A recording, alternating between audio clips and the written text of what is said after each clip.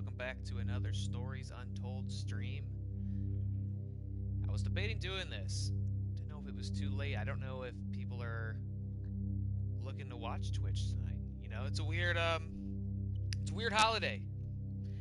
Obviously, it's Thursday. Ordinarily, we do really scared on Thursdays, and we had thought,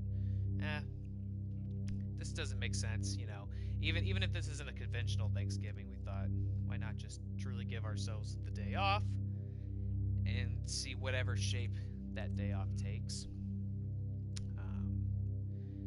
I had a nice quiet Thanksgiving myself with Jess's family, my favorite ghoul. I tried a tofurkey baked ham for the first time. Never had that. I've had tofurkey before, but I've never had the baked ham rendition. Nobody was nobody was a fan of it. Except for me. I thought it was alright. It was kind of like eating a giant hot dog, which is, maybe not what you look for when you're a vegetarian, but I thought it was decent. I got all the leftovers, that's for sure. Nobody was staking a claim to that. So yeah, it was good, quiet. Just hung out, watched some Lord of the Rings, as you do on Thanksgiving. It was nice. Here, I'm gonna check my audio on the stream real quick, make sure I sound okay.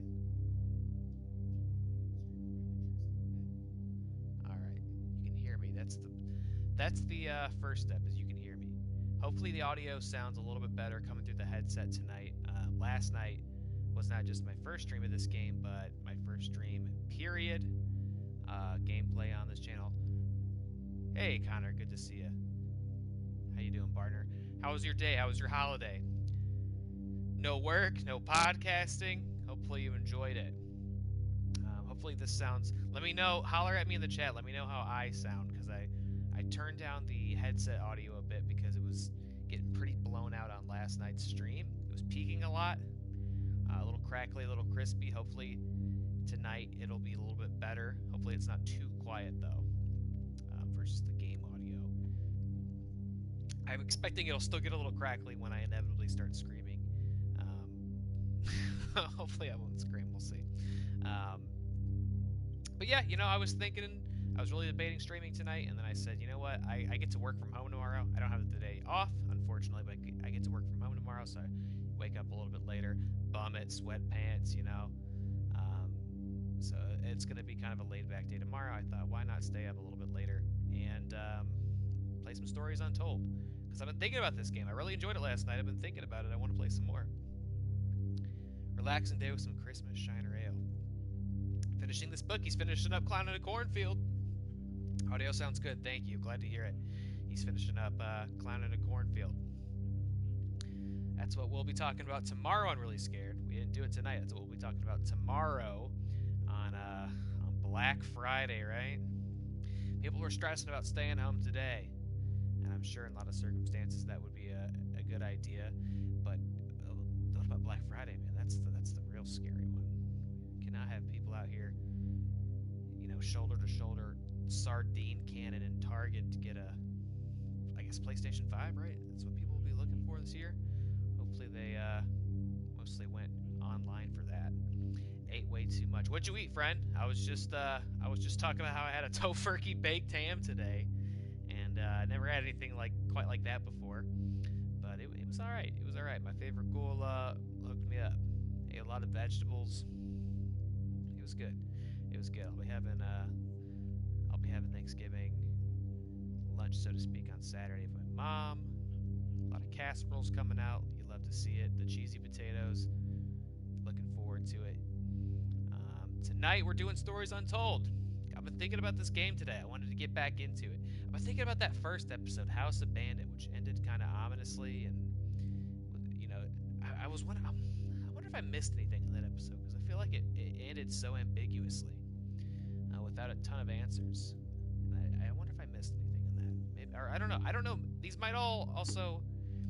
I don't know. These might tie in somehow too. These two didn't in a way that was super obvious, but I'm wondering if all these will tie in together before it's said and done. 14-hour smoked turkey, homemade gravy, stuffing, and some mashed potatoes. You nasty, nasty dog. That sounds good. That sounds like a great traditional Thanksgiving dinner. Glad you got to take some time off and just enjoy it. That's the thing, man. Some people weren't, weren't about getting together with family and leaving the house, and I totally feel that. But hopefully everybody still got to just enjoy the day off. I mean, God damn it, have we not all earned that day off this year? Just to eat and relax and drink and just and be with somebody you appreciate or do something you enjoy. We're all owed that. That all said, let's hop into Stories Untold. We'll see. We might do both. We might finish this game tonight. I'm enjoying it a lot, certainly. We'll see how long it takes us to get through episode 3, as long as I don't have a dumb clown brain for the station process here. And if I don't, and it's not too late, then we'll hop into 4 and we'll finish this game up. Let's give it a shot. Thank you to everybody joining me tonight. This is my second ever video game Twitch stream here on this channel. I had a great time last night, so I'm looking forward to this one. Let's do episode 3 of Stories Untold. The station process.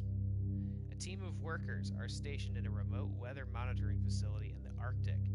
As they follow codes issued on a CB network, it's clear something else is happening. Alright, I'm already all in on this, brother. This has John Carpenter's The Thing vibes all over it. Alright, let's go.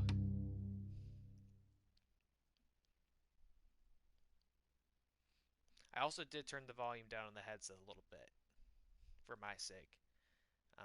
If it's too quiet, though, I'll crank it back up here.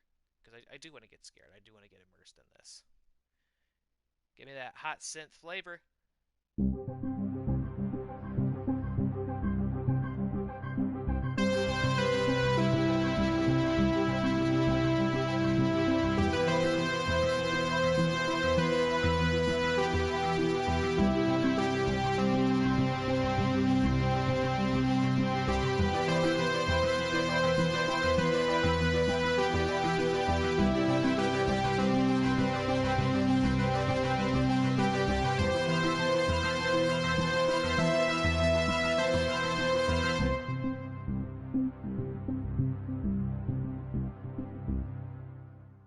Titles.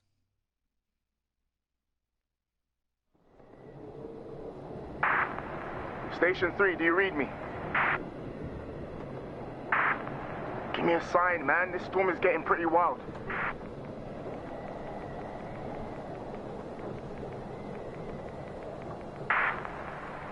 Come on, 3, log in. Quit fucking around.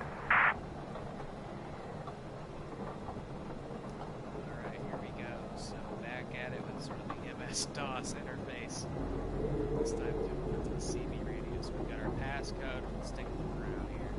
We've got our radio. What's up here on this? We've got, again, looks like some family photos, some Polaroids, some telephone numbers.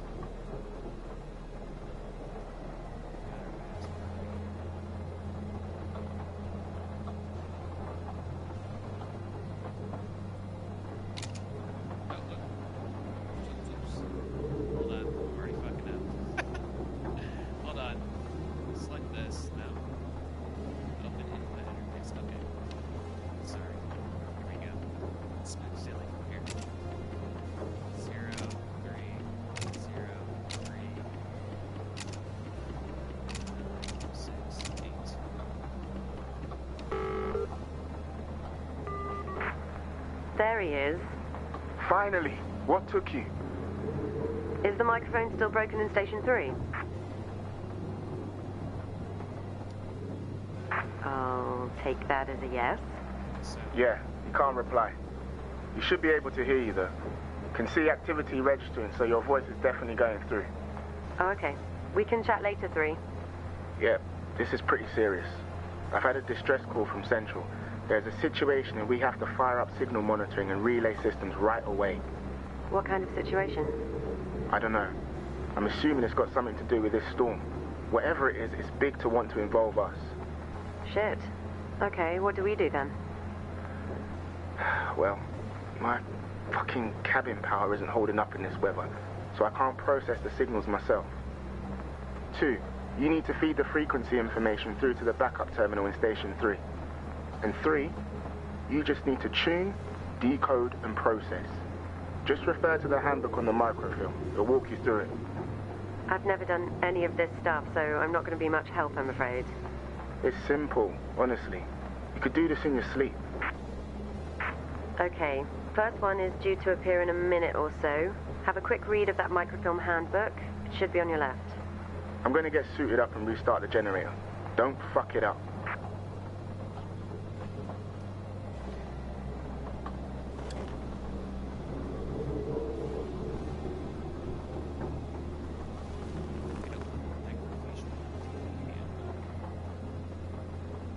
Okay, 3, we're up.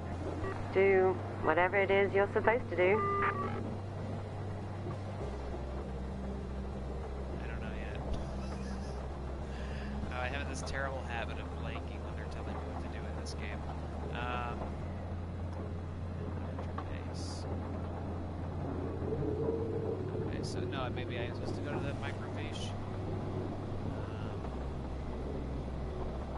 I want to read it though, not just. Oh, here we go. Okay. Conversion handbook. I've never actually used a microfiche before. You know, by way of being a damn dirty illegal. This is before my time. Okay, this is the. So we go in here. Okay. Am I really gonna zoom and read this? No, we can't really read this. We thank you, blah, blah, blah. Operator, there's no, like... Oh, we focus.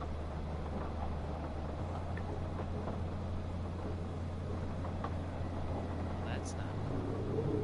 So is this as focused in as we can get? We still can't really read that. What?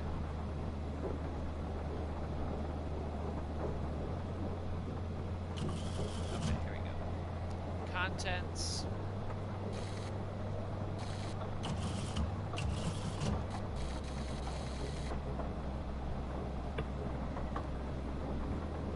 Okay, so this is as focused as we can get. I still can't really read this, though. Am I crazy? Am I kidding? No, that's just... I feel like... That's not really... Is that how I was reading?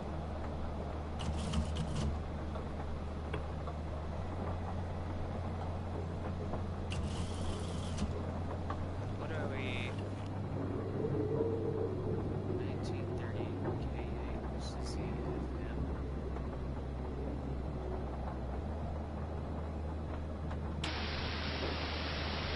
I'm just tuning in this right now. Is that making things more complicated than they need to be? What a shock.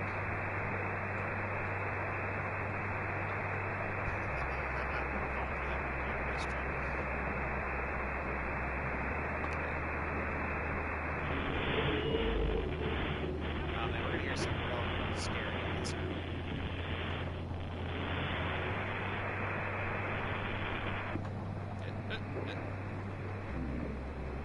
Oh, number stations. 13, 0, Oh, 14, number stations are 14, scary. 9, 3, Number 13, stations 0, is a 14, phenomenon 14, 9, that freaks 3, me out, guys. So this is 13, this is 0, really good. 14, 14, 9, 3, Abacus. 13, So we need to 0, go find Abacus in the 14, handbook, right? 14, That's 9, enough out of you. If you guys don't know, number stations is this weird. I mean, you're kind of seeing it firsthand here. But it's this weird real world phenomenon that I think reportedly dates back to the Cold War, of these miscellaneous radio stations that are broadcasting 24/7, 365 days a year. They still exist. There's websites you can find to tune into them, and this is what they sound like. Here, I'll back up. This is what they sound like. If you tune to them, 13, 0, it's just 14, 14, some voice, 9, a 3, variety of voices, and they're just reading these strings of numbers out. And obviously 13, 0, 14, the obvious 14, 9, yeah, Connor, 3, yeah, the obvious takeaway would be it's some sort of code. It's, you know, some sort 13, of covert 0, spy system 14, network or something 14, broadcasting 9, secret messages 3. out. But the weird thing is they're just still all out there. You know, I don't know. Activation codes for sleeper cells, right? Like some Manchurian Candidate thing. There's obviously tons of theories and conspiracies about them. But what makes it so strange for me is like they'll just be out there cranking that number out day after day after day nonstop. Like, who's maintaining that? Who's keeping it broadcasting? And who is tuning in and getting it? Just one of those late night paranoid things that you find out about when you're reading creepypastas and looking at weird videos. And okay, we want abacus. Okay, so run. I hate that I can't. Just to be sure, you know, what happens if you would think this is just going to get more focused, and it does. Is there like a sweet spot where it really comes into focus? Ah, shit. Run 202 out false. Do I just straight input this? Oh, okay. I see. So it gives me run.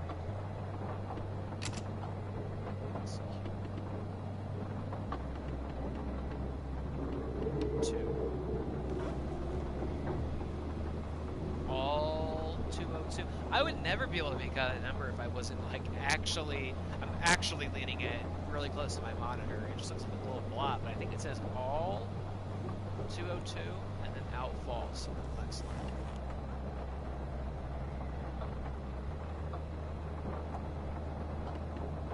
All 202. And then what was it? Out false.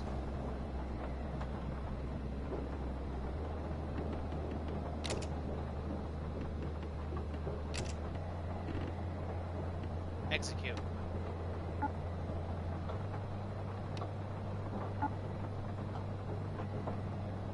Oh, there's actually a dot, huh?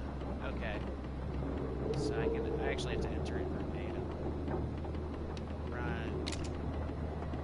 Dot. And there's spaces. Okay. Oops. Run. I thought I cleared it. Run. Dot. EXE. Yeah, Connor, that part in the book, you know, again, we're talking about Clown in a Cornfield in our book club tomorrow, on Really Scared tomorrow night, 8 p.m. Eastern Standard Time. See you then. And yeah, Connor, that part, you know, because it's for all intents and purposes labeled as a YA book, which has kind of this air about it. Obviously, we'll talk about it at length. It has this air about it of it being, you know, for a younger audience and perhaps being, you know, more melodramatic, you know, more often than not coming of age stories, but there's nothing wrong with those. But there seems to be this sort of pretentious idea that, you know, the writing quality is lesser or it's more easier. It's easier to digest, and that those books are, you know, somehow inferior to an adult novel. I disagree, and that book is quite intense. If you look at Clown in a Cornfield, go, this is a book for 14-year-olds. Well, those 14-year-olds are going to be reading some pretty messed up horror movie shit. Okay, I think I'm starting to look at this blob too closely and think it says something other than 202, but I don't know. All space 202 is what it looks like when I lean in. So I think we just need to put space on this. Clear and allow. All space 202. And then line 3, I think, was out space false. Yeah? Make sure. Or no, it's out negative false. Okay.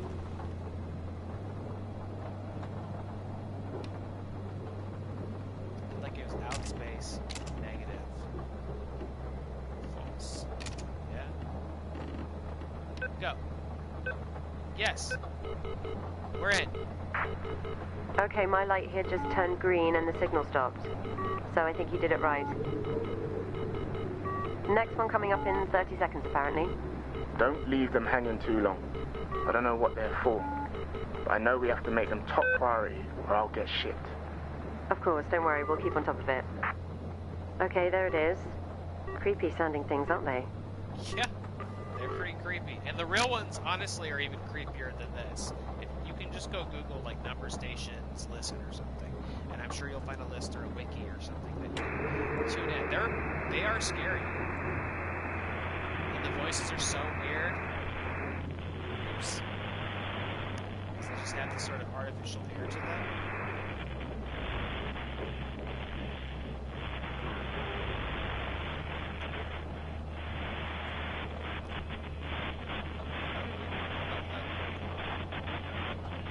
Ah! Come on, we gotta get right on the money on this one. USB. 26, Ooh, I don't like that 14, 0, 1, 2. one. Yeah, it doesn't really pass because I want to listen to it. 26. Yep, we're good. These creep me out, man. I kind of forgot about number stations. That one goes kind of way back. That's like high school, I think, I'm finding out about number stations. Yeah, she's got a creepy voice. Creepy voices only. This ain't ASMR on the number stations. This is a phenomenon I kind of forgot about, and another one I was recently reminded of for reasons I can't recall is the black-eyed children. You ever heard of black-eyed children? That's one that perhaps we can discuss, Connor, on Really Drunk episode 2.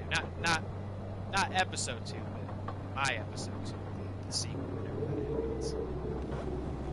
Black-eyed kids are also kind of a long-established scary phenomenon. This is Chevron. Yes.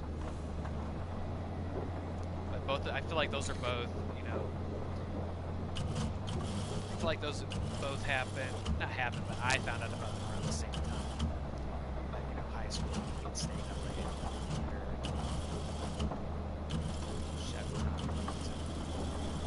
Chevron, back this way. Oh, my table of contents. Chevron's all the way on 20, okay.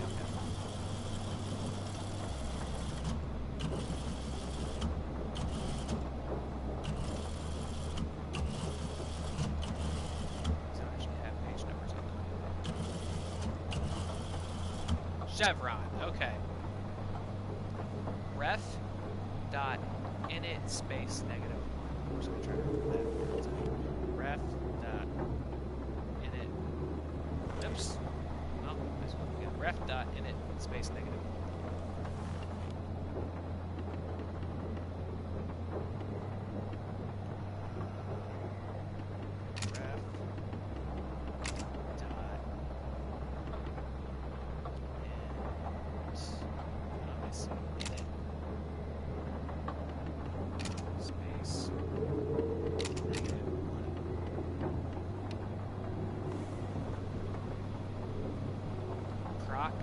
Space begin.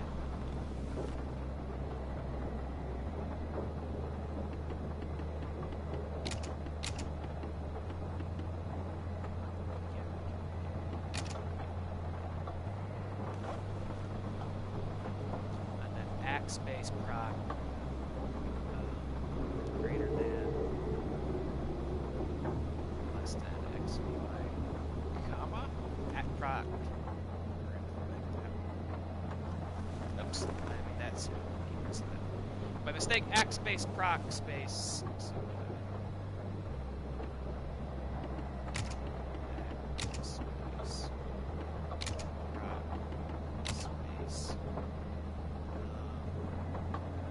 Do we have greater than less than? Do we not have that?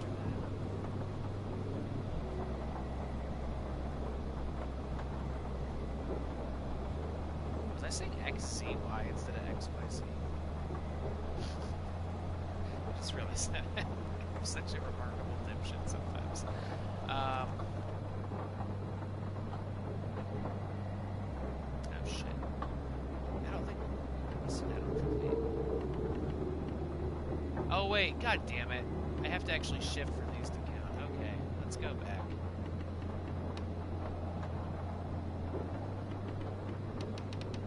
I have to go all the way back to start. God damn it, I'm sorry. I just saw those secondary meetings, and I thought you just needed to, you know, correspond. Ah, I gotta go all the way back to... Oh wait, no I don't. I don't know what I'm thinking. My brain's scrambled. It's been a long day. It's been a nice, relaxing day, but it's been a long day. My brain's a little jumbled right now. Alright, reference dot init space negative 1. We're gonna get it this time. Okay, so for init we have to actually hit shift. Okay. Negative 1. I guess you could also execute right now and see if it's good. And it is good. Proc space begin. That one's easy.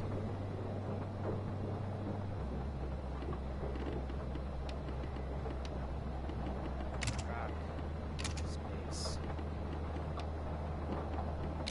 begin. That's what it sounded like. Begin.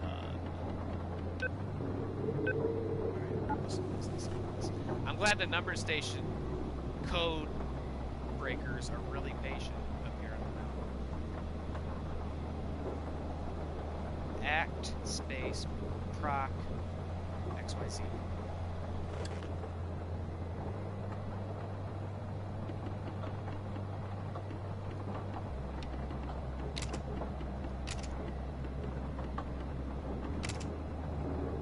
No, we're online. God damn it. Line 3. Act. Space. Rock. Connor, let me know if my audio is peaking or getting crispy at all when I get a little bit louder. Let me know that, because I didn't realize that was happening last night, and I did not love that when I listened back to it.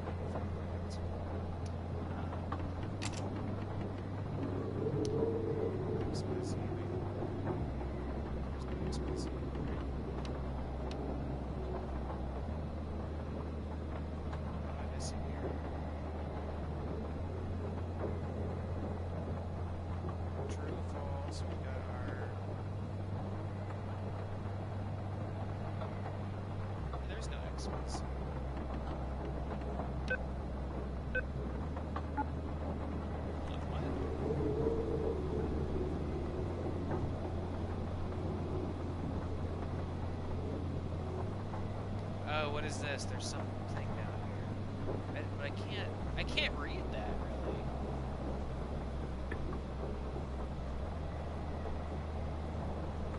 That's the thing. It seems like this is as focused as it can get. I can't really read this. Where X is second, Y... See, it looks like a blob to me.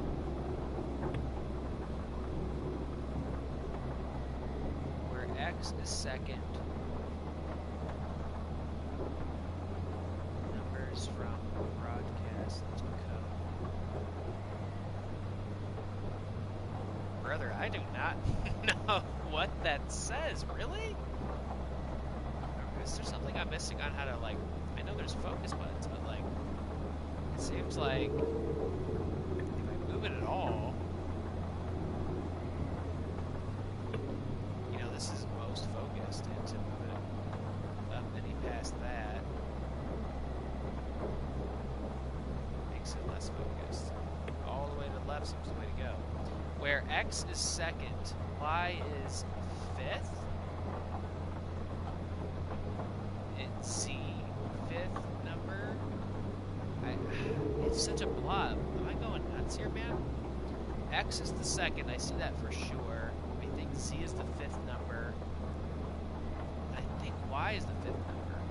255. Let's see what that corresponds to over in this.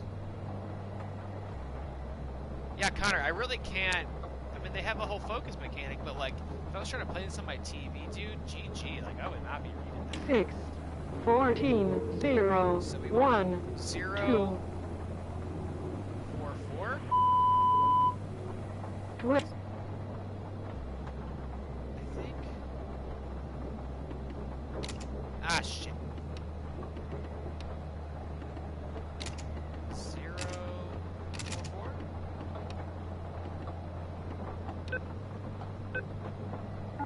No!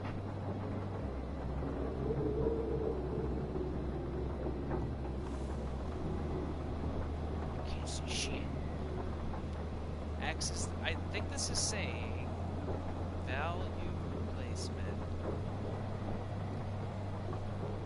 broadcast code. X is the second number. I'm not super confident on what Y and 5 are. I thought they both said 5, but.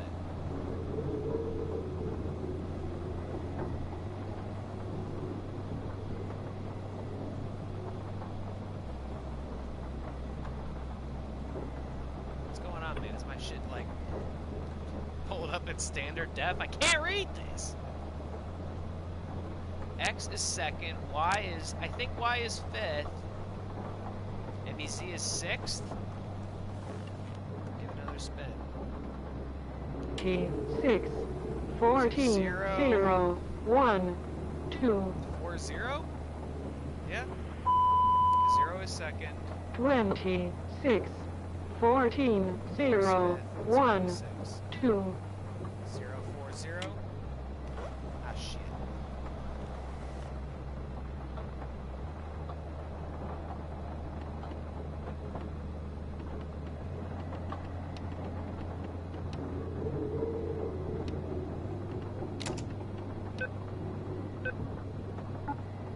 Ah, come on, man. This is kind of lame. I can't read it. I'm gonna give it one more shot, and I neglected the walkthrough thing last night. I had it pulled up as a precaution. I didn't really need it, but like I get what I'm supposed to do, but I can't read this. X is absolutely the second. I still think Y says 5th, but you know what? I hate to do it, but I'm gonna pull up the walkthrough. I really do hate to do this. I'm just stories to walk through. I'm gonna try to just real quick get to the part I'm looking for and not see anything else because I don't need to. Okay. Let's see. Chevron.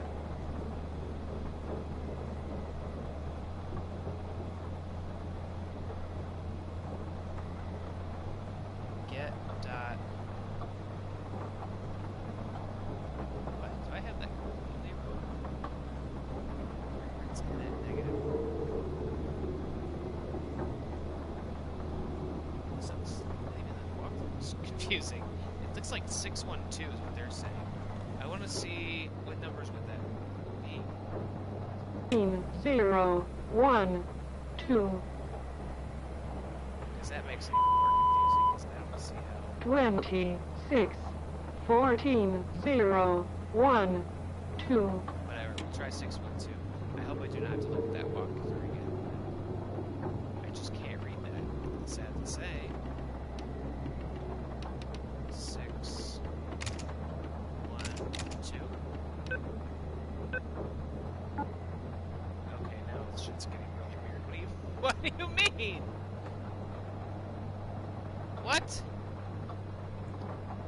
Okay, but actually, what they have for Chevron, they have get.int 612. Ref.init WC. What? Ref? No, we already passed those first two. We know those are good. This is walkthrough bogus. What is going on? Oh my gosh.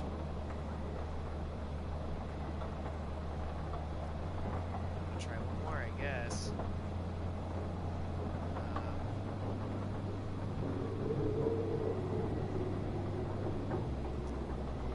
the best stream. Look up, walk through. Okay. Okay, line. It's okay. Shit. Breath in.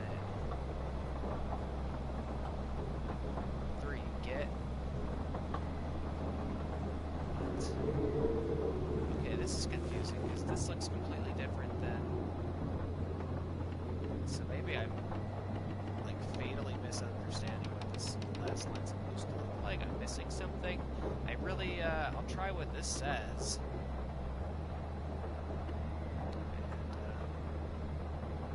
And, so it should say get int 612.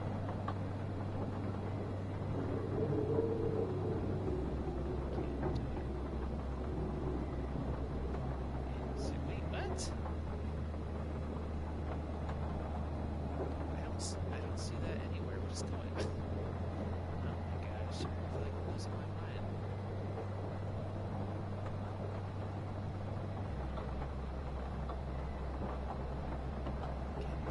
Int. That's not what. It says act proc.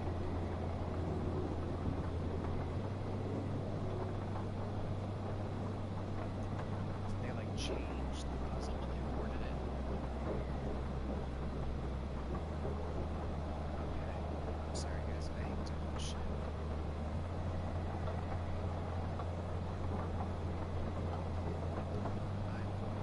I'm going to get to the bottom of this.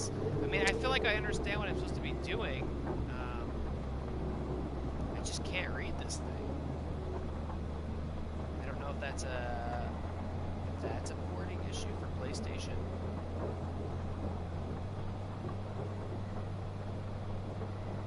Let's see.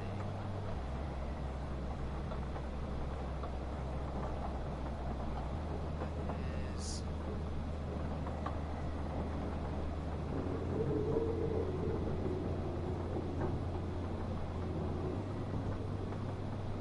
The next one is.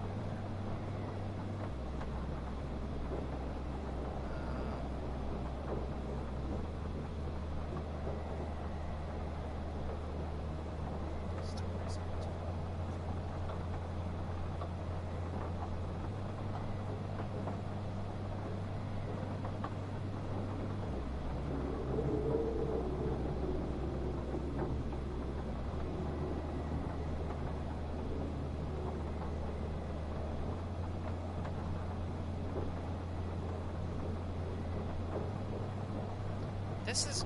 They must have changed the. Yeah, they changed how this.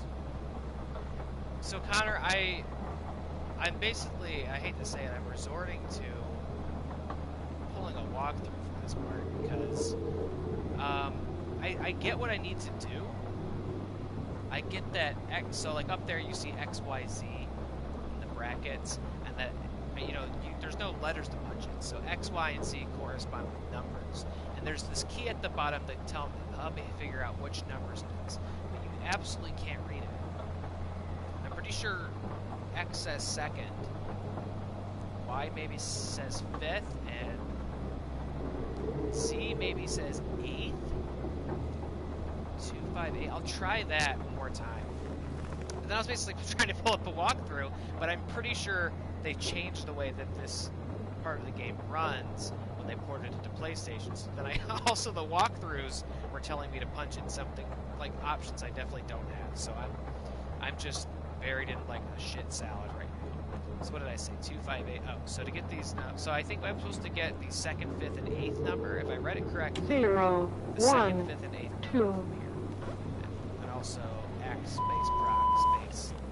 26, 14, 0, So, 1, Act 2, space proc space number. So we want the second, 26, which is 0, 14, 0, fifth, which 1, is 4, 2, and the eighth, which is 2. Yeah? 26, 14, No, 0, fuck me, dude. 1, I- 2, I'm gonna shut this off. 20. Episode Stories Untold. I hate doing this shit, man, but episode 3, Chevron.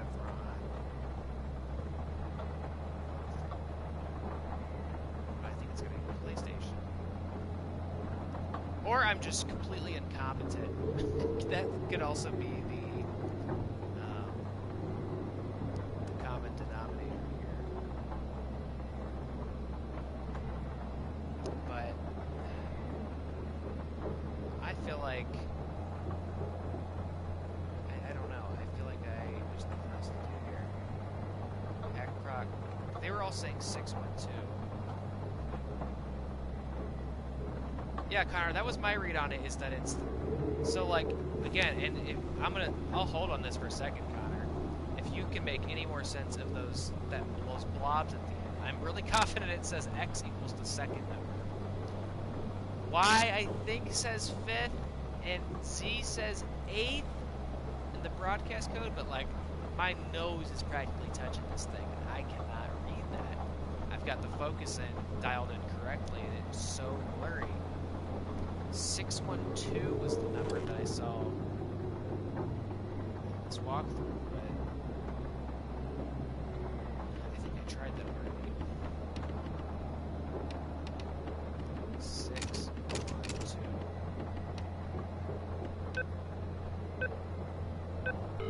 Okay, that works. Thanks, 3. Just pushing this update to the transmitter now. Getting the hang of it, huh? Next one coming up. 1. What does GCS mean? GCS? What do you mean? Yeah, no, this next one has come through with an additional note. GCS 3 equals E1 V1 M1. I've not seen it before. Check the microfilm. Might be something in there about it.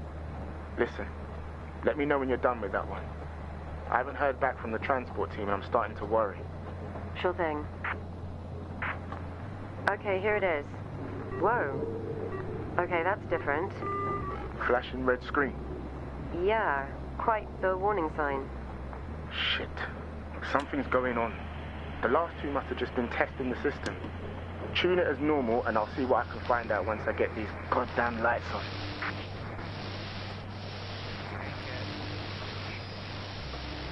Hopefully anything else wants me to decipher. Blobs of text. I've closed the walkthrough tab.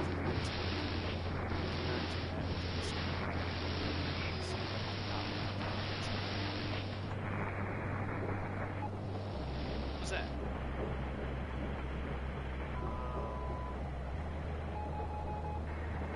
Morse code. Decipher Morse code.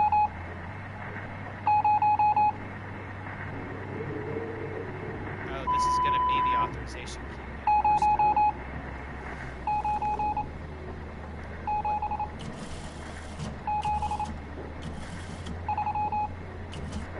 Oh, here's Morse code, apparently. Appendix A, Morse code.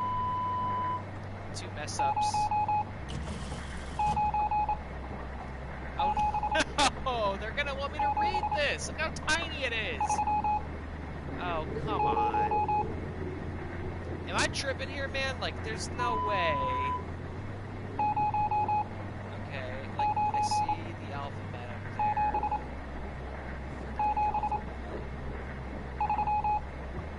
But then I'm supposed to...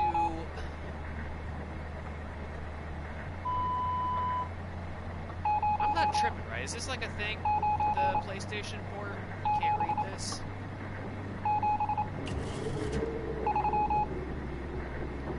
I see 1, 2, 3, 4, 5. Okay, we can do this. Okay. We can do this part, I think. So so the first one is 1, 2, 3, 4, 5 flat lines, right? So that is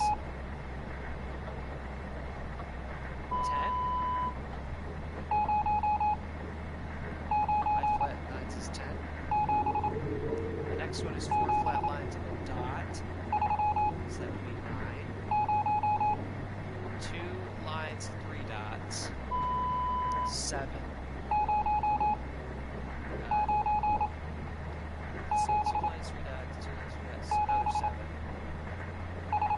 dots, 2 lines. It's 3. And 5 lines again. Or no, not 10. 0, right? That little blob looks too small to be a 10. It's a 0. Okay. Let's try this out. 0, 9, 7, 7, 3, 0. Right. Code word reference Kansas.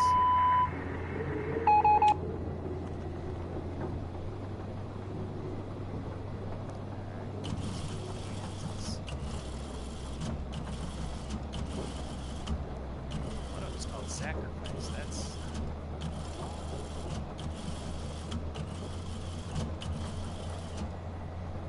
This is cool, man. I love this game. This game's so unique and innovative. I just wish I could easily read the microfiche. Especially when it has a focus mechanic, but I can't seem to actually get to the text and focus. Okay. See, like, I would love to read this first paragraph, because I think it's telling me something I need to know. Again, it's got this corresponding letter thing, and this was tough. Act point X, largest number from original broadcast. Okay, shit. What was it?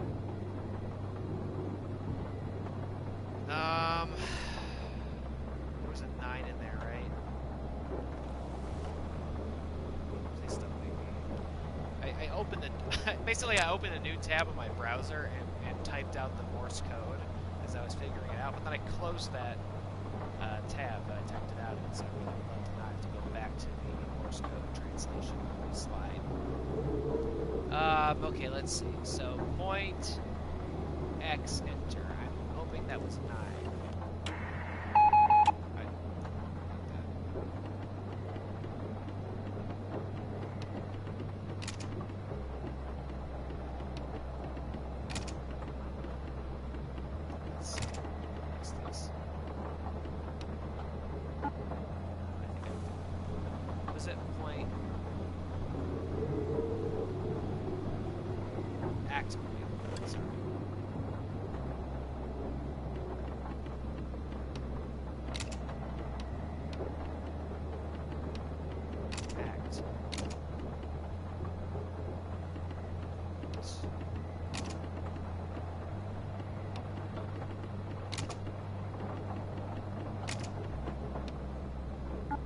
Oh, fuck me.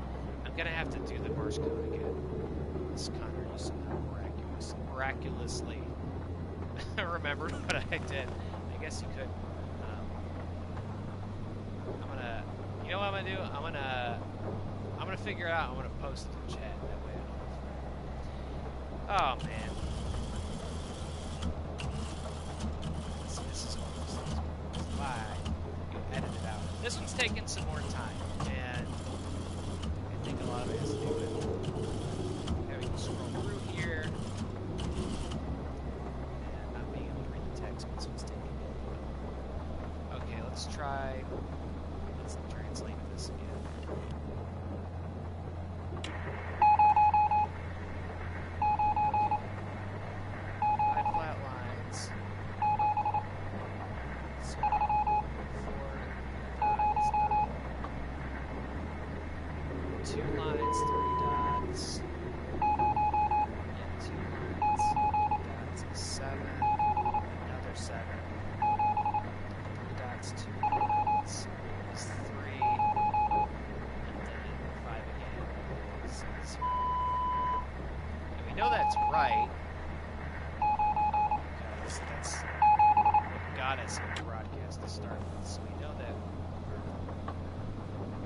Translations.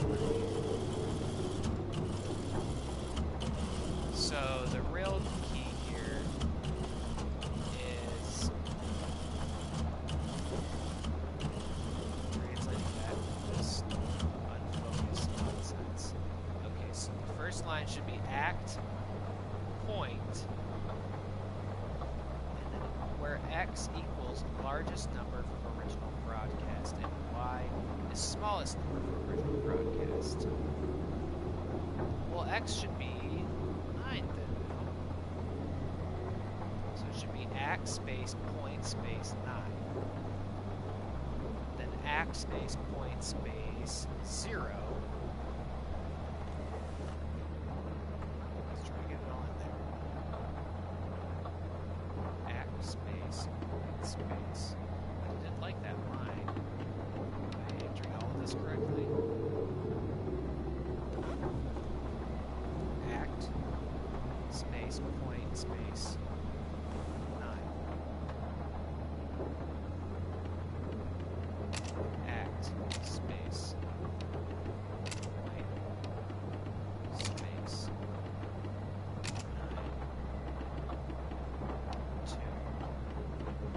Act space space smallest number, which is 0. Last line should be lock sys. That's some kind of blob. I'm not sure what that is. Is that a 4?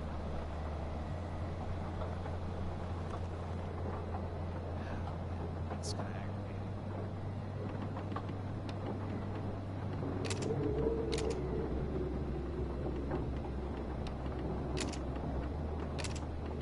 I think it was numbers. Is it like any of these? No.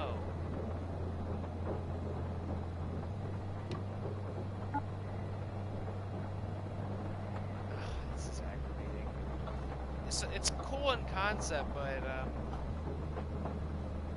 trying to be sour grapes over here, but what am I missing? On receipt of the callback code, conversion operators must input the following commands into terminal something any dynamic variables and execute. Variable replacement, where x equals largest number for original broadcast and y equals smallest number for original broadcast. Right. So what am I missing on that first line? Right, that says act space point space 9. Enter.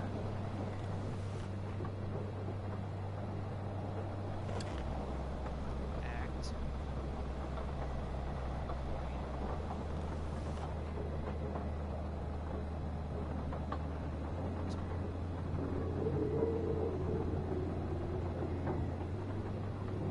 Right. Wow, I'm gonna really have to do this again. This one, okay, this one feels more like my own confidence.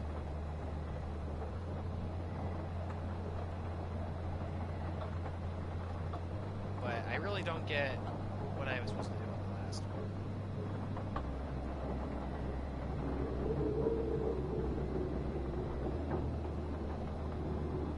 And see, the walkthroughs aren't actually especially helpful because they're all for the PC version, which this apparently looks a lot different. I mean, I don't see any other way to interpret that. Act largest number for original broadcast, which would be 9. Yeah.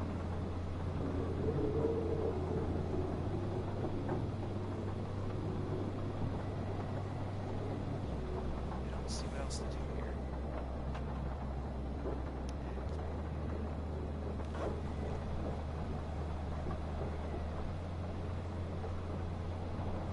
I keep going back and forth thinking I'm going to go, oh, but it's not happening.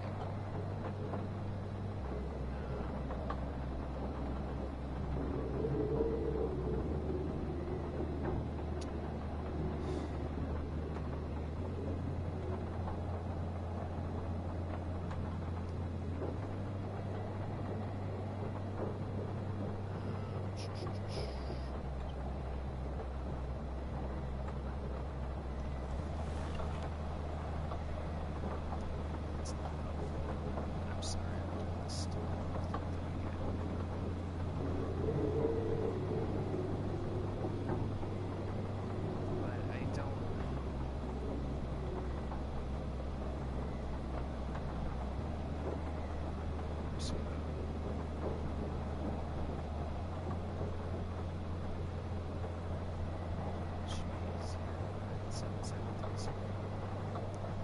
that. Okay, so I don't understand what...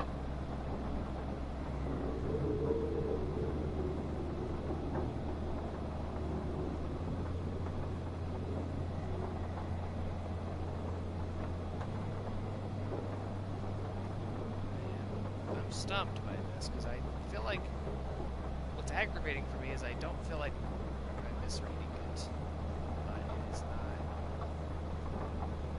No. Let's try one there.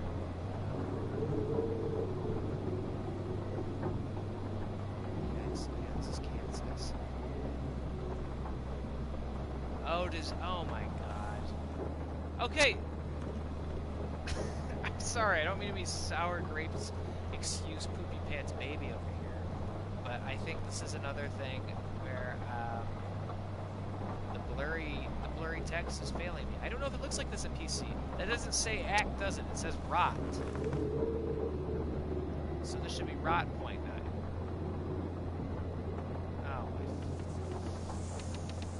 my. Happy Thanksgiving, you sons of bitches. Oops.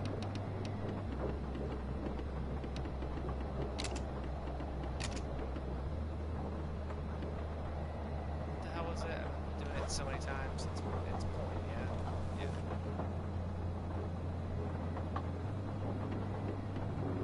Where's point? Right.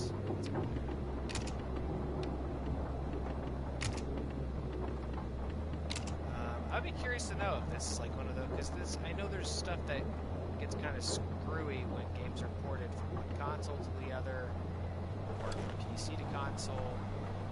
So this should be rot point 0 here. I wonder if this is a thing people are making see, or am I just an asshole?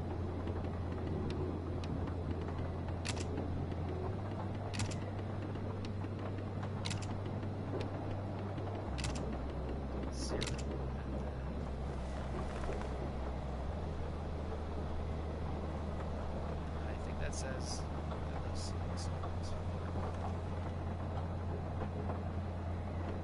Alright, let's give it a shot. Good lord. Okay, 1, we're done. Nothing has happened really, all good. What did you want? I'm about to head outside to look at this generator. My cabin is completely out. Listen, I just checked the roster and we were supposed to hear from the supply team 3 days ago. But I've had nothing. No responses either. Shit. The storm? I hope not. 3, can you monitor a range for me? They use an emergency signal somewhere between 8,500 range, FM. See if you can track it down for me. That's our supplies for the next 6 months. If they turn back, what do we do? We can reschedule. I'm more worried that they didn't turn back. Otherwise, we'd be having a drink by now. The boat was called 20F. God, yeah. Okay. 3. 8,500 FM somewhere. See if you can pick up a distress signal or something. Somewhere between 8 and 8,500? Yeah, no problem.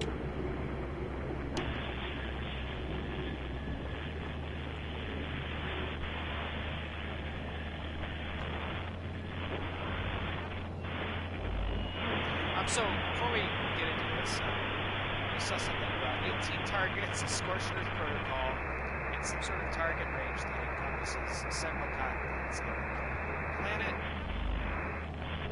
All good stuff access to. So, let's just take it slow.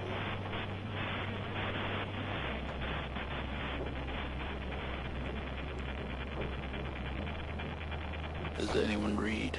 Oh. Supply vessel 20F, do you read me? Oh my god, that's them. This is a distress signal from supply vessel 20F. Please respond. Is anyone there? We don't have enough supplies to last whatever this is out. We have some on board, but it's not enough. We try to turn back, but the storm, or them, have messed with our GPS and sent us straight into the What ice. on earth is he talking about? We're holed up here. We just got word from Central that New York has fallen. Everyone's gone there now.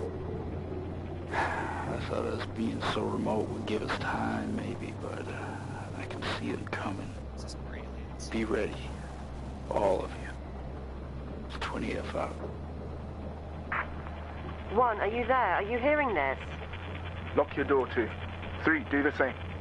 What do you mean? Did you hear the report? I just got a call from Station B at the coast. Something is happening. I don't know what, but they said we had to lock up and stay in our cabins. Then it went dead. What are you talking about? Just do it. They're here. Ugh! Who are they? Shit, 1, there's another GCS signal coming in. Do we process it still? Yeah. As long as the GCS number is going up, we're helping a lot of people. It was 3 last time. It's 6 this time. What does it mean? That's good. That's good. Just process the signals. That's it in. He said lock your door. Where's the lock my door button? Not that I anticipate that's going to be too different from the first time. I kind of would like to lock the door. Just antagonist is all. This feels like we're aliens. It sounds like we missed the apocalypse.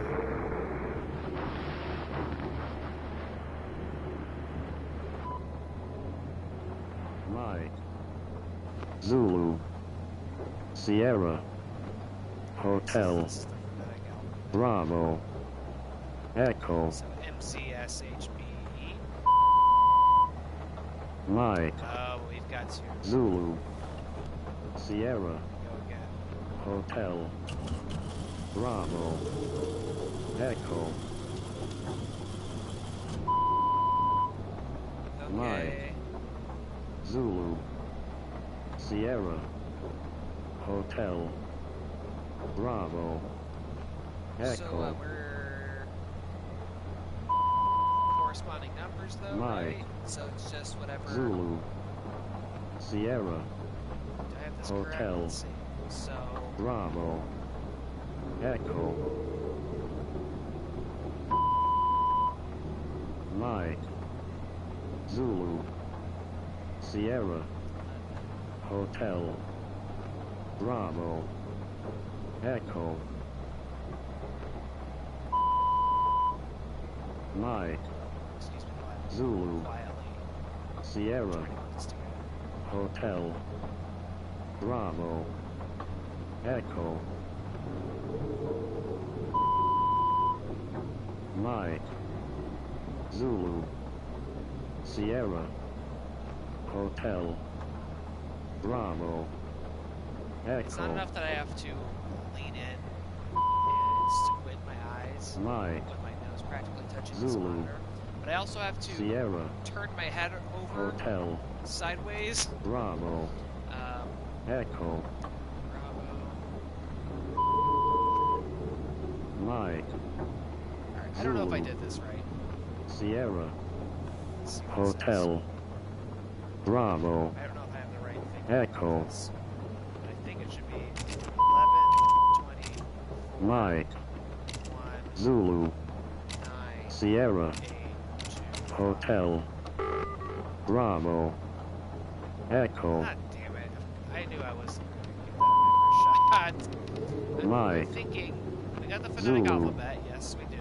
Sierra, My Hotel, thinking was we just have to Bravo, have Echo. to get the corresponding number for where that is in the alphabet. So, Mike, Bravo is B, so it would be Zulu. 2. Yeah? Sierra, Hotel, Bravo, See, I can't see Echo. these. I can't see these Mike. graphs at the bottom at Zulu. all, though. I don't know if those are Sierra, Hotel, I cannot make out what those Bravo. are. whatsoever. Echo, Mike, Zulu, Sierra, I'm gonna Hotel. try. Maybe I just. I'm gonna try one Bravo. more time. I don't want to do a walk. Echo. I'm gonna try one more time Mike, with my thinking. And Zulu. maybe I just got the numbers. Sierra, Hotel, gonna try one more time. Bravo. Echo. Mike. Zulu. Sierra. Hotel. Bravo. Echo. Mike. Zulu. Mike, so Sierra.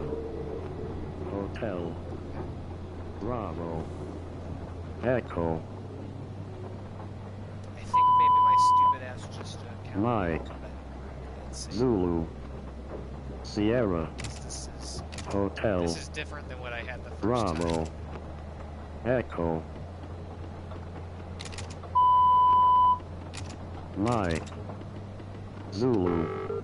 All right, Sierra. my stupid ass just can't. Hotel. Bravo. Oh Echo. boy, this one's a doozy. This one's a doozy, and my own general incompetence is definitely factoring into how much I'm struggling with it. But I also feel like I can't take 100% of the smoke on this. All right, Centaur. It's me, I'm a Sagittarius. This little ass clopping through. Clip clopping. Centaur. And I just see this there's no way I'm gonna read this. Alright. On receipt of the callback code, conversion must input the following commands, including any dynamic variables, and execute. Alright, this looks like out, period, status, enter. Not sure about that next one. Let's go without status first.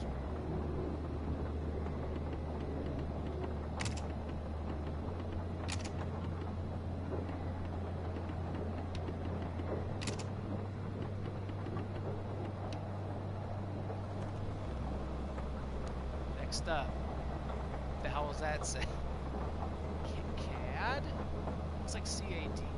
I don't know if we have CAD or something similar. Space negative. Maybe command.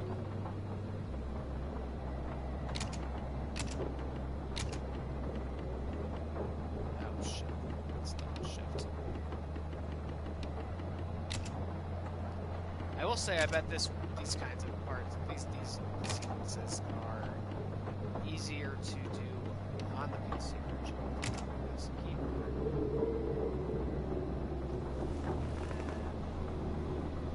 Rock, space, timer, space, negative true.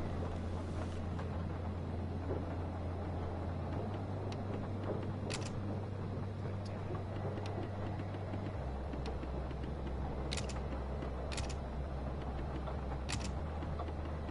Is it? Rock, timer, space, negative true.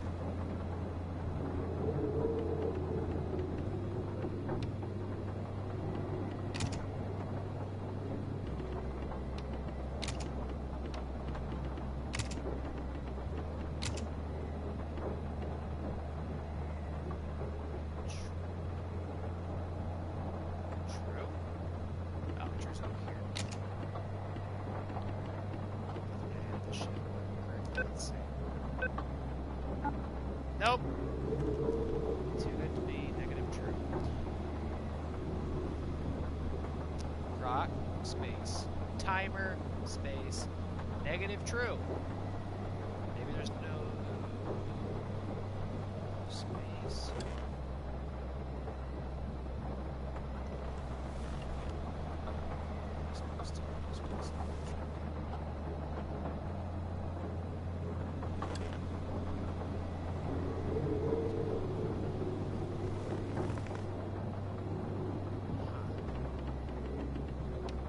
Maybe there's no space between every timer. Maybe it's just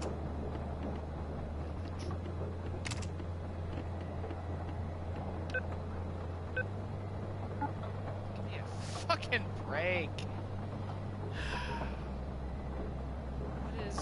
What could be incorrect about this?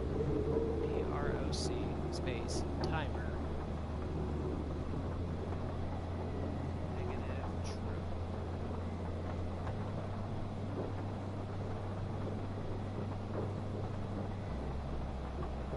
I tripping? How could this be incorrect?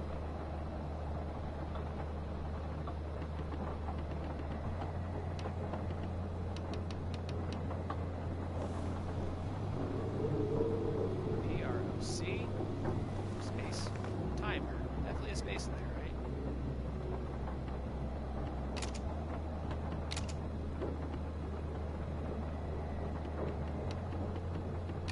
Timer.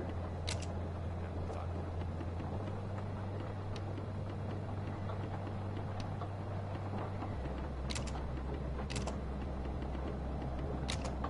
This is certainly what we've already been, though, right? What? Did I not already do that? The first time? 3. There's something... I don't know what I'm looking at. Cabling? 1. I can see something above 3's cabin. One of the power lines down. 1, are you there? Oh.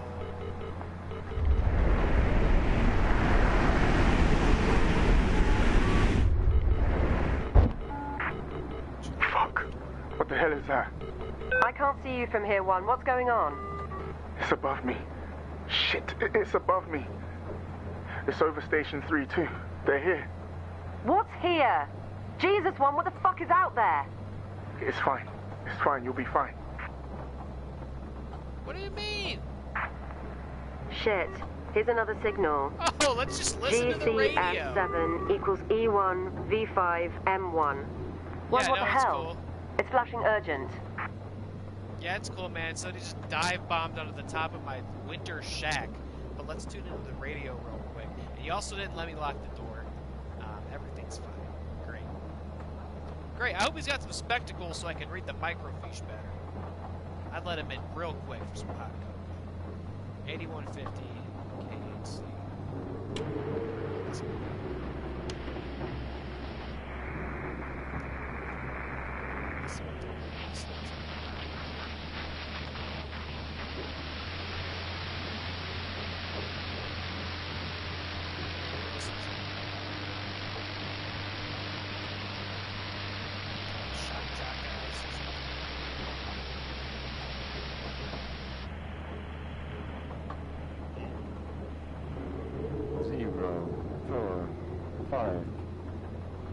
Right on the money.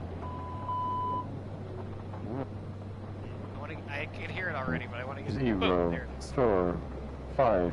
Alright. This one's pretty straightforward. 1, 8, 9, 0, 4, 5. Sacrifice. Alright. 1, 8, 9. So, we're not responsible for this. Guys, are any of you walking around in that storm? That's crazy. You'll get yourself killed. No one is outside. You're seeing things, 4. No, he's not. I mean, you're seeing things, but you aren't hallucinating.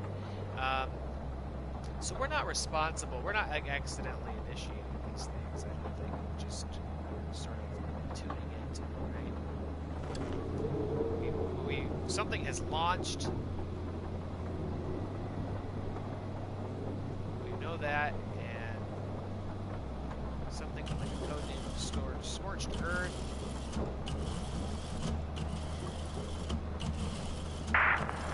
Three. Number station 3. This is station 4. Do not go outside. Don't go out there. Stay inside. Lock up. Do not go out there. I've got to say, I am aggravated with the microfiche and all that. I think yeah, I've been aggravated with microfiche. What I'm more aggravated with is that everybody's insisting I lock up and stay inside, and there's no lock up button, okay? I don't, I want to make sure it's locked up. I don't appreciate that I don't, what else? Guys, I'm shutting down Station 5 and getting the fuck out of here. They took 6. Station 6 is fucking gone. Those things just ripped it out of the ground. What things? I don't like how ambiguous you're all being, but it certainly seems to have ruled out that this is a human. Oh, well, okay. I was giving this thing some crap for making it twist my head all around, but like I could have just done it. So, there's general incompetence. Oh no! Oh no! I just got really mad. I can zoom in, can't I? I can zoom in and then I can focus it. Look at this. Oh, look at this. Oh, look at this! I'm such an asshole! There's nothing wrong with the game. Nope, there's nothing wrong with the game. It is 1,000,000% my confidence. Look how crisp that is! You can read that from a mile away. Fuck me blind. I'm such an asshole. I don't want to lock out now. I want to die. I deserve to be killed for this. Who gave me this job? I need to be sacrificed. Let's see what this says. On receipt of the callback code, conversion operators must input the following command lines into the terminal, substituting any dynamic variables and execute. Sure thing. Alright, run and execute. X. Numbers 1, 2, and 3 from the original broadcast representative longitude. Oh boy, what is this? The original broadcast. What do you mean? 1, 2, and 3 from the original broadcast representative longitude.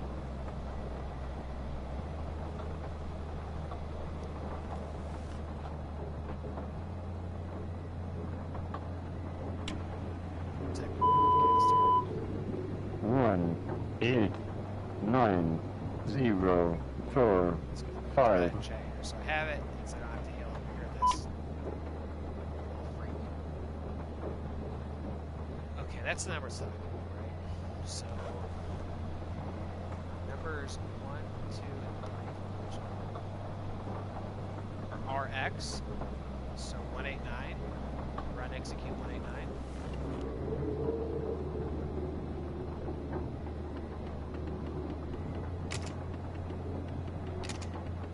Although now we're telling things to run and execute, so I'm wondering if we're not somehow complicit in this. It's unfortunate. Hopefully I have the right idea about this. I feel like I'm supposed to be actually using these numbers to calculate figures. Act space import Y. Numbers 4, 5, and 6. Okay. Act space import.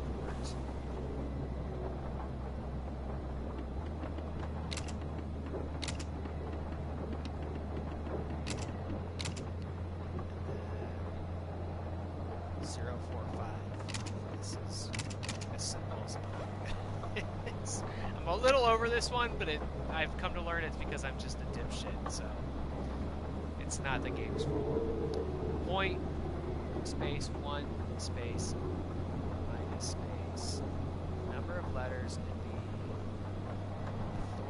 the authorization, something for appendix C. What does that say?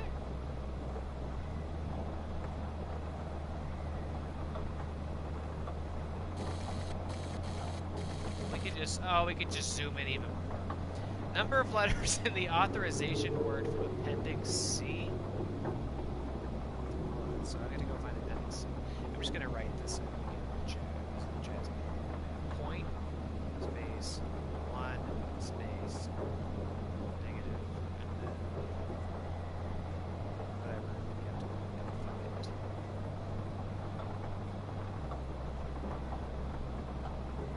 find. Okay, so appendix C.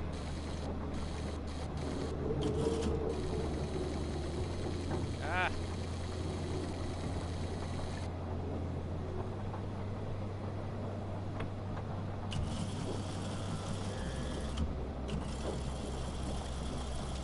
So appendix C is something in here.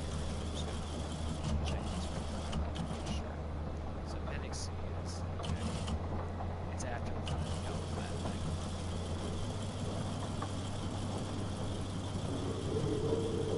I'm so mad. Oh, God!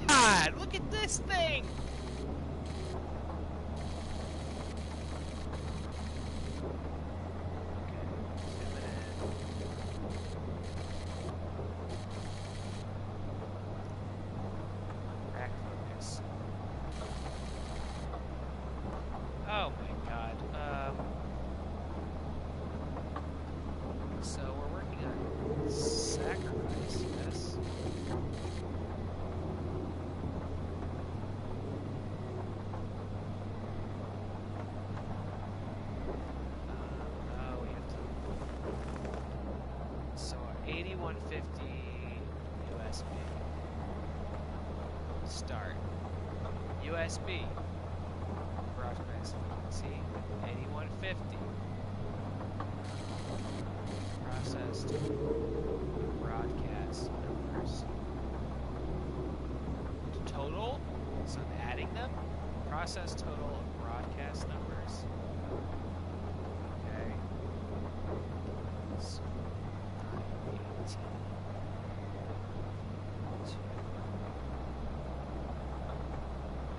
27. Total is greater than 30. No. It's Alexander.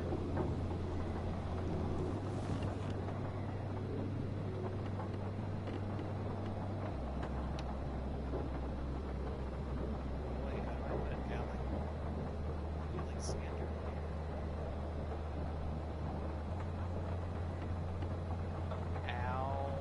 Alex. Is this possible? There's no and. Huh? So we would put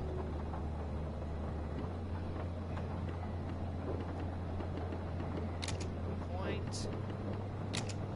space 1. I'm glad that the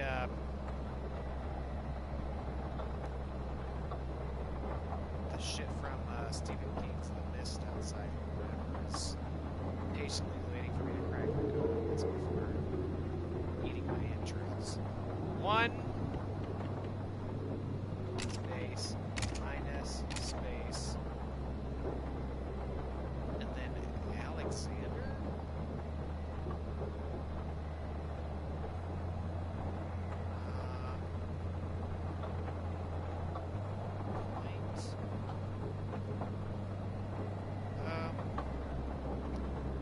I'm stumped. What? How do I get Alexander? How does that translate to something I can put in this?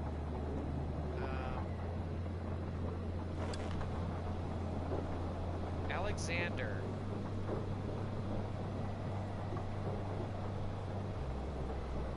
Or wait, sorry. No, I was looking at that correctly because total is greater than 30. No, it's not. It goes to Alexander. How would I put any of these in? They're all words. I can only put in numbers.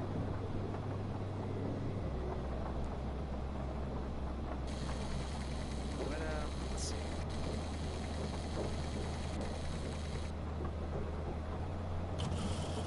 What is after this? I'm just curious what redacted ass shit is.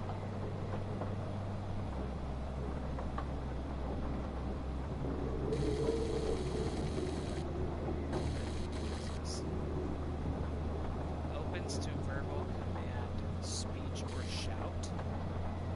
Obeys commands for movement. How about that? That's what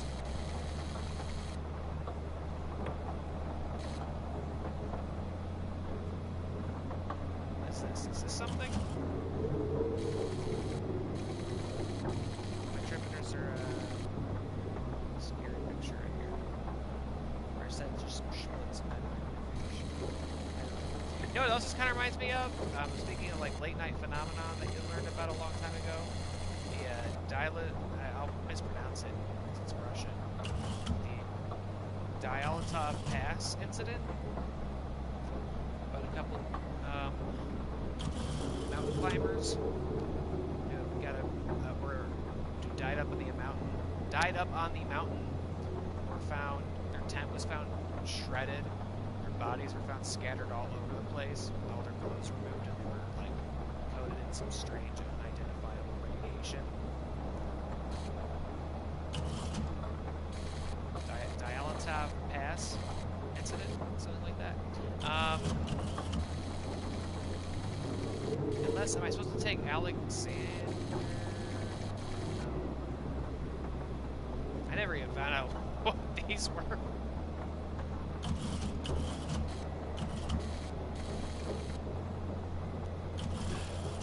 I put that in? I don't understand. Let me just do the chart here.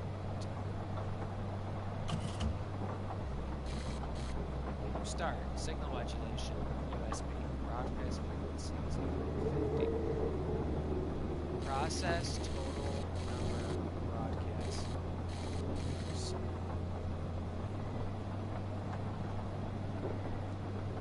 That's asking me to add broadcasts. So again, 9, 10,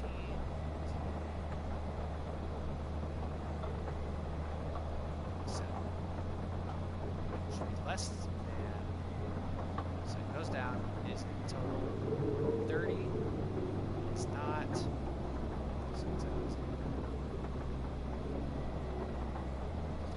wait, is it, how many letters are in Alexander? Is it 9? So is it point minus, I hope I have it answered correctly already. 9? Oh shit! I'm stunned that worked, to be honest with you. Okay, there's something very nice happens, right? 3. James, the last signal hasn't sent. My terminal is going crazy demanding a response. I think the wind has misaligned the transmitter or something. We need to go out to it. No. Please, Thank James. you. I'm sorry, but I can't get out. I'm trapped. I don't You'll still believe be able to hear me, though. Go. Nope. Go. Sorry. No! No! No!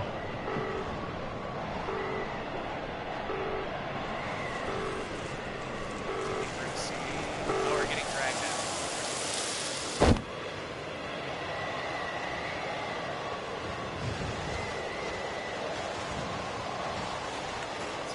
Lock her door! I told you!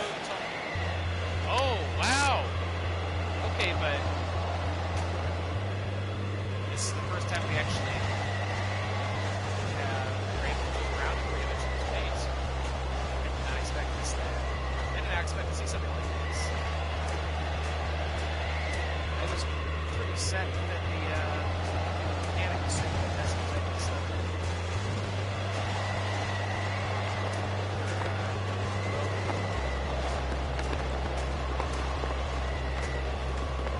So we can actually see something.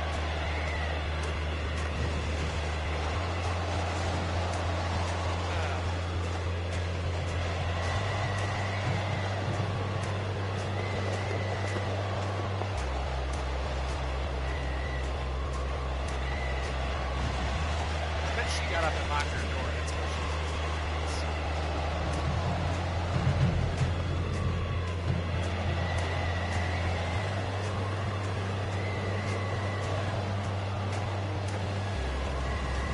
very, I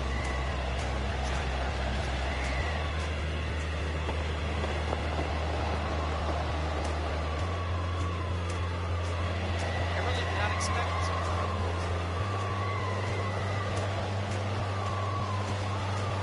Awesome. This game.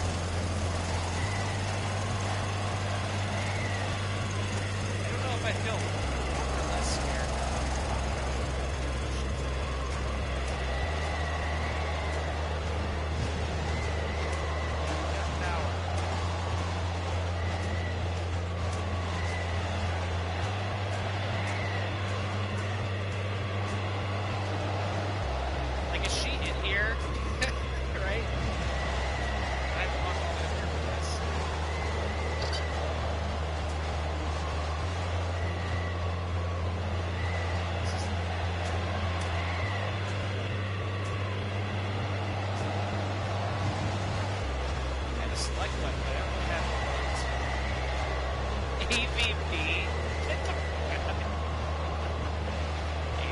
Connor, how do you feel about... I thought that was the sick shit.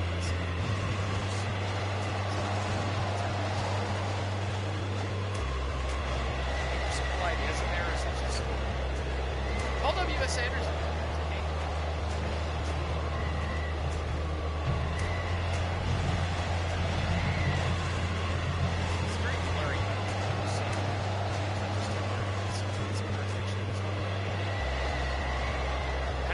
Alien vs. Predator.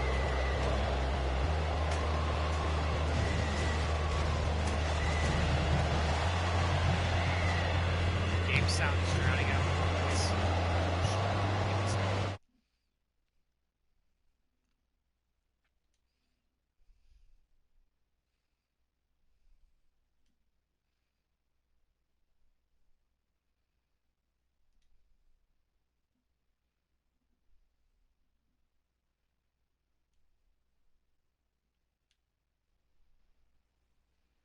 Alright, we'll see how this sounds versus the game.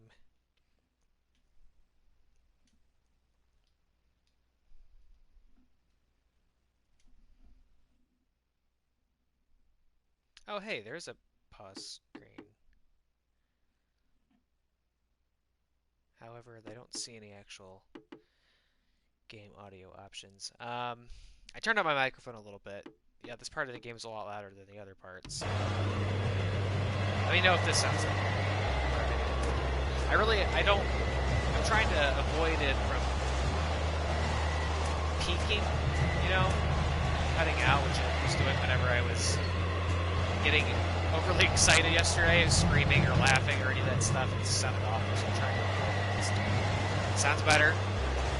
Hopefully I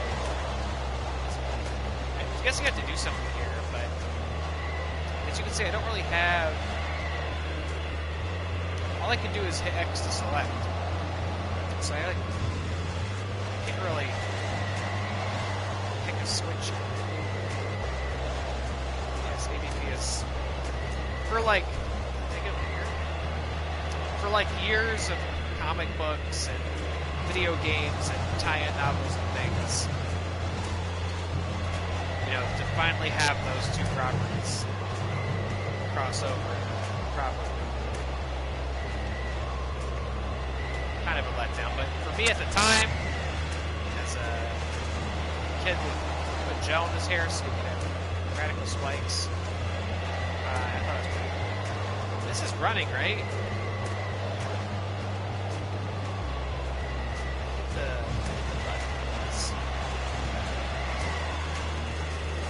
Yeah, it's running, okay.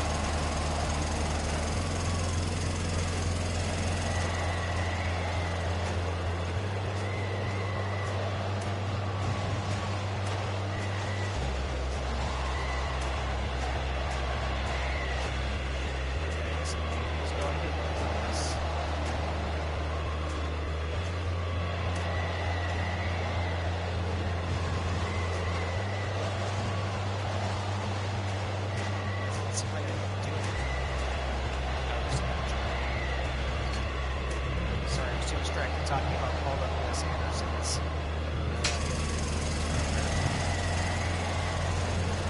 Here we go. That should be VHS. It's so scary. Watched it a few months back. Yeah, I don't know.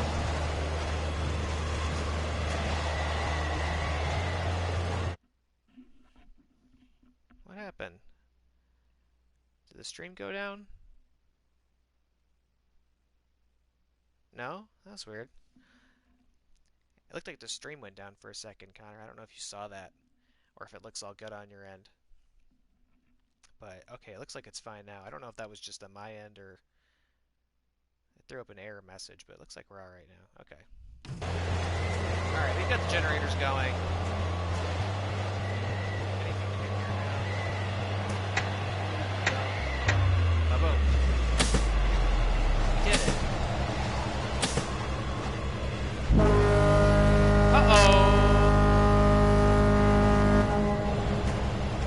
That sure is a sound.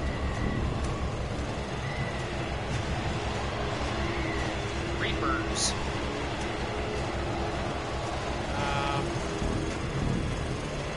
Okay, now what? Siren Head, yeah. Somebody watching the Inception trailer up there? I just leave now?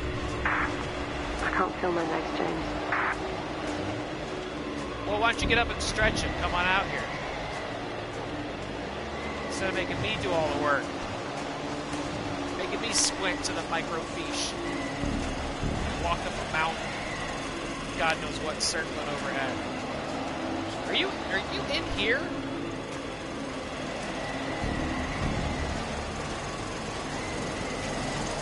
Oh, I'm talking, but like talking shit. There's whispering.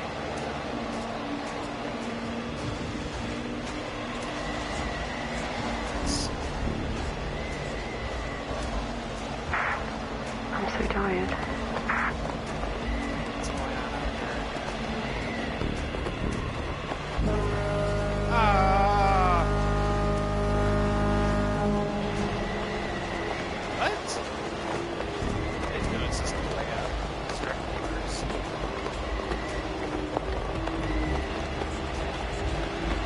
Just a warning, I'm probably going to scream it pretty soon here in my audio mic. What are you doing? James, please.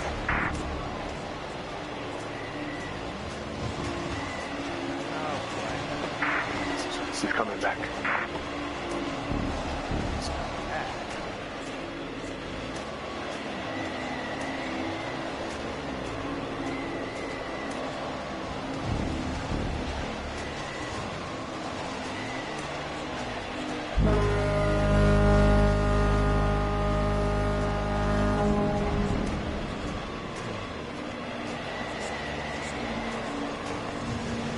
Got a lot of whispering in my left ear here.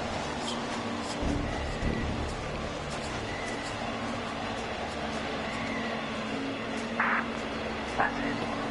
He's coming back. Don't prank at me. This is like a setup for a surprise birthday party. James, everyone is waiting on you. You need to wake up. Don't do that. Shh. Tell me that my issues are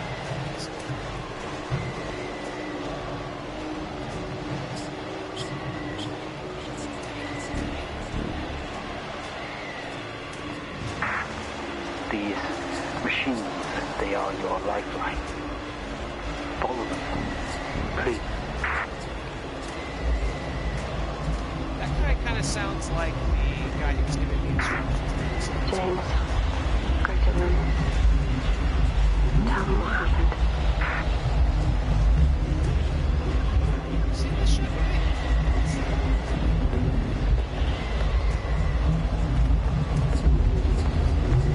Pretty good machines we got here, buddy.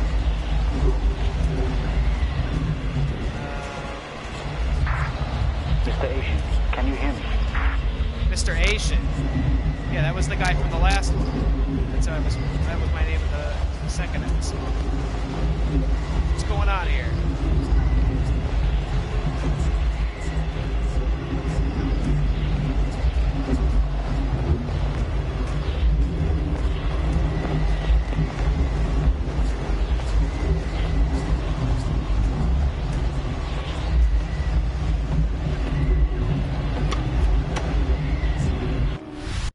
Oh, what was that?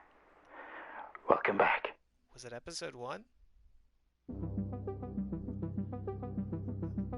Oh, these are all connected somehow, aren't they? Okay, so, because I've been kind of dwelling on that first episode and how nondescript it is with whatever it is the protagonist was dealing with, and it looks like these are all somehow connected to one universal plot. And the next one's called The Last Session. Well, shoot, man, I was getting pretty aggravated during 3, and I was thinking to myself, I think I'm just going to do 3 and call it a night, but after that, I really kind of want to see how this all ends. Connor, I know you're my man in the audience right now. What do you think? You think you're gonna stay up and check out episode 4? Or you think it's bedtime? I'm gonna kind of take your lead on this. I think he wants to see how it ends. All right, buddy. Let's see how it ends. Hopefully, we don't get caught up on my own stupidity in this one. But after that, I really kind of want to see how this whole thing wraps up. Because these two did not connect in a way that was super obvious, other than they both seemed to have something to do with regret. And then this one was tying in at both of them. So these all seem to somehow be related to one story and one character, this Mr. Asian. And this one's called The Last Session. See a tape recorder. A patient undergoes hypnotic regression therapy to uncover the truth behind his incarceration in the facility. Okay. You know, and it's right there on the cover of the box you see on the screen. 4 stories, 1 nightmare. So this is all somehow telling one story, it would appear. So let's figure out what that story is.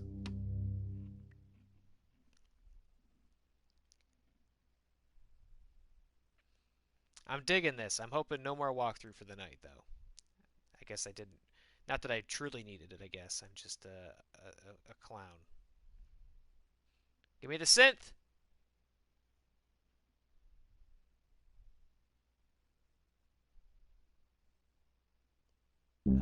Oh, there it is.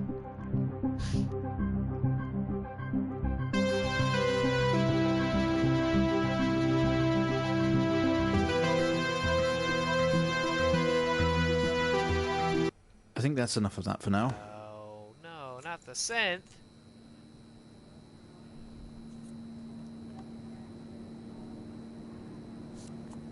You're quite fond of this show, aren't you?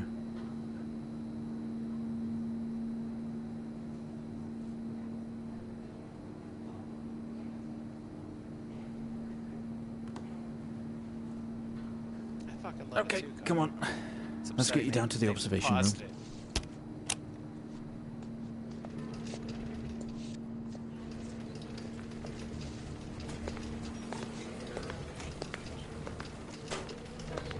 This place must be starting to feel like home to you. Yeah, this is getting Don't worry. very trippy. Try and get you out of here eventually. There are definitely layers to this. Just in here.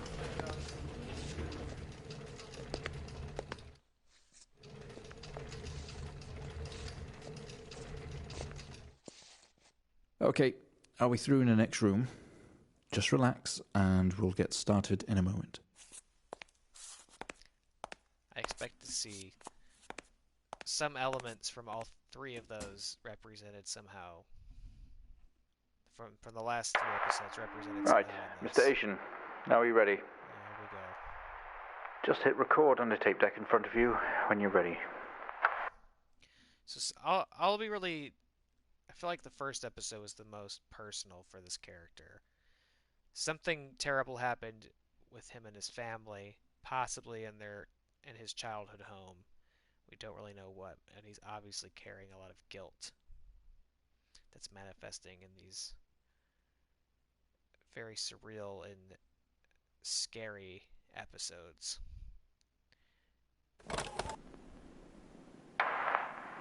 This is subject 12/19/86/23, new session entry.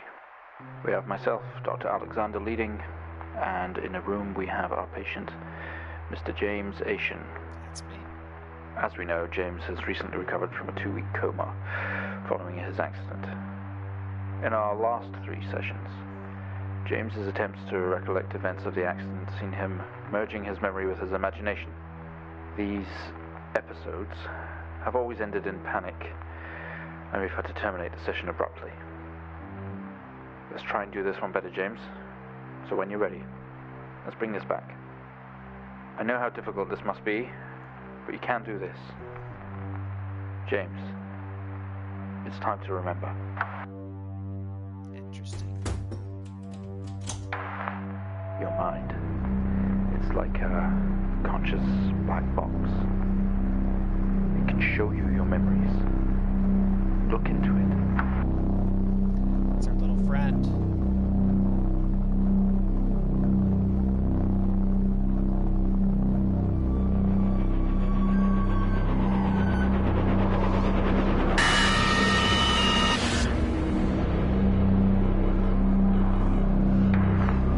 In your most recent episode, you recalled a false memory of a remote weather station.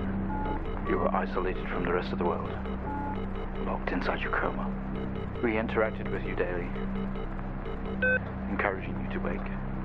Your family would do number puzzles with you. Anything really to bring you back. People needed answers, James. Do you remember? I have another signal here for you, James. It's at 5610 FM. You can't miss it. Oh wow, so we're gonna be running back through all of these. Yeah, our circular friend. I like him. I like him. I feel like he's here to help, not to hinder or hurt. Weird. So I remember we saw those cars suddenly wrecked in the last episode. They mentioned an accident, and when we were playing episode 2, that was the other thing that I was kind of stuck on afterwards. Was that some of the things we saw in those Event Horizon-esque images. There's Paul W.S. Anderson again for you. Didn't really connect in a way that made sense to me. I remember seeing images of a woman very close up. I remember a video of a seemingly from the perspective of somebody laying on the ground, and like there was a car nearby with a turn signal going. So those must be related somehow to this person's accident and what perhaps truly happened to cause it. All right, let's tune in.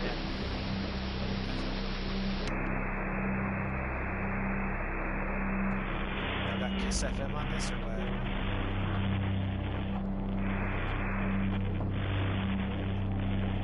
Channels for that MSX.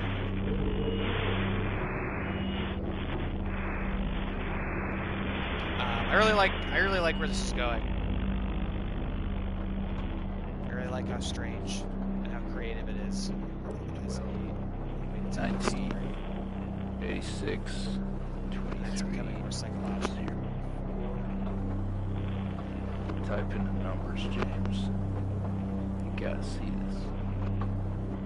This is 20F, 12, 19, 86, 23. Type in the numbers, James. You gotta see this. This is 20F, 12. Over to the true villain of this. The microfiche. Who's it for? Report? I should maybe...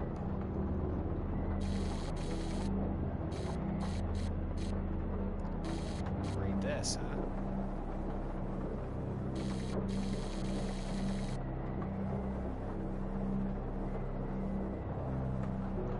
James Asian. Pleasant Hill, Forest Road. Forest Road. Like the pictures in our sister's room. So what? Still can't read a lot of those.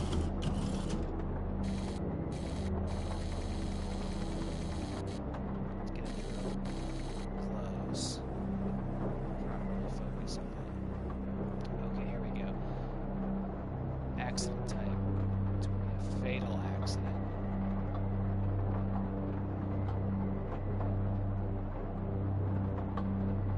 We're injured. One deceased. Crossed out. So we were in an accident and we killed someone close to us. Perhaps that was our sister. James Asian injured. License number.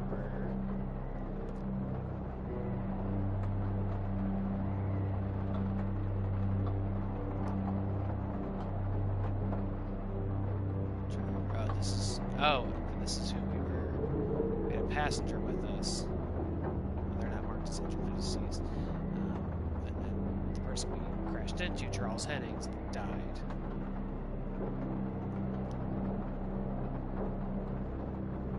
Okay, here we go. Arrived on scene to discover 2 cars had been involved. Ah, shit. Had been involved in a near head-on collision. Mr. Haitian found lying down outside his vehicle with head injuries. An ambulance was immediately called. His passenger was trapped in the vehicle. Oh, it's the... She couldn't feel her legs, right? Trapped in the vehicle in critical condition. Wounds sustained in the collision. The driver of the blue sedan, Mr. Hennings, was found dead on arrival. It was noticed that there was a strong smell of whiskey from the driver and an empty whiskey bottle on the passenger seat. Mr. Haitian was questioned on scene. He described an oncoming blue sedan being clearly out of control, which he swerved to avoid. Mr. Haitian's passenger was his sister. The driver of the blue sedan is an ex-police officer of 20 years. Jesus. So, but the whiskey was in the other car? So our sister died in this accident, right? It doesn't say that on this report, but this report also exists on a microfiche inside my fractured brain, so I'm perhaps trying to cover something out there.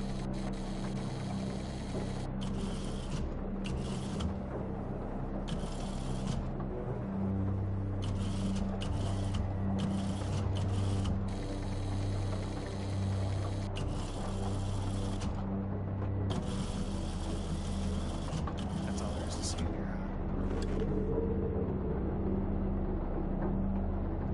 huh? Oh wait, what? I'm supposed to actually get a code off of that? Hold on. Oh, interesting. Okay, hold on, let me find it.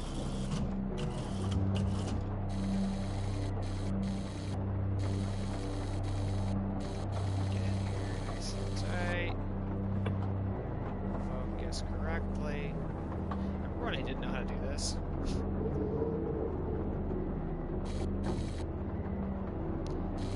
Line 1. Okay, but line 1s, 2, and 3 are like clearly identified, right? How does that translate here? I'm just literally talking first line, second line, third line.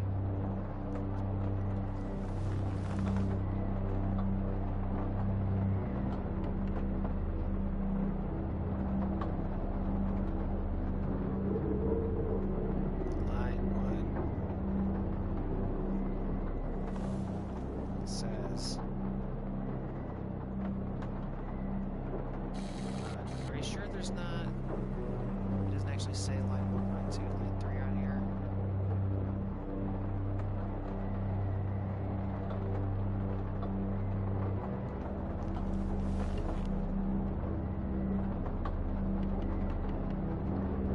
Because we would have to do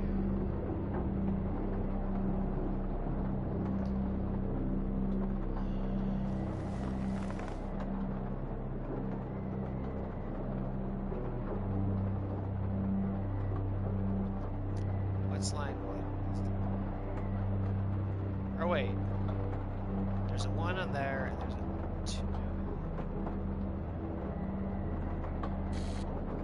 Is there a 3? This is line 1.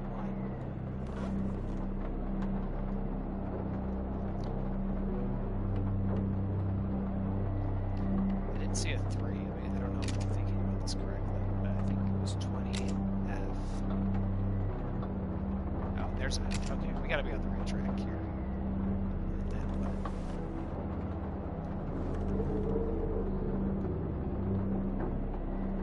Okay, so we would do space, fatal accident, yeah. Line 2.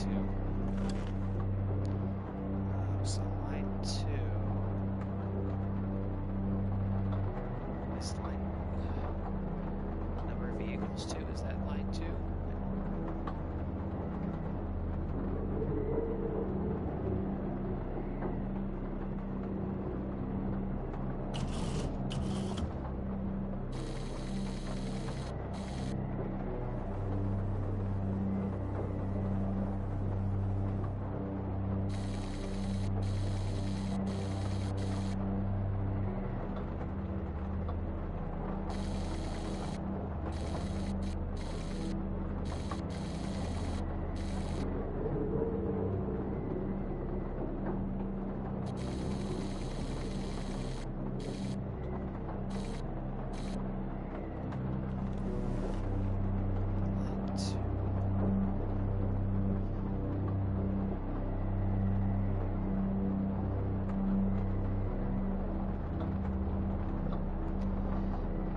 This one's a little confusing because there's a lot of information here.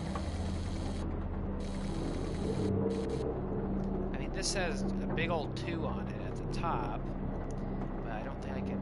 Like, it's Pleasant Hill, Forest Road. Is that on? Pleasant Hill. No, that's not on here, so that can't be right. Which makes me think my other idea isn't right either.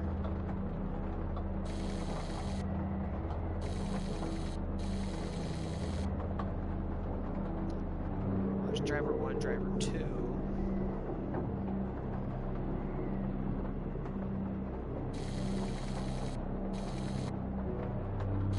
Can I put names in? No. Police officer.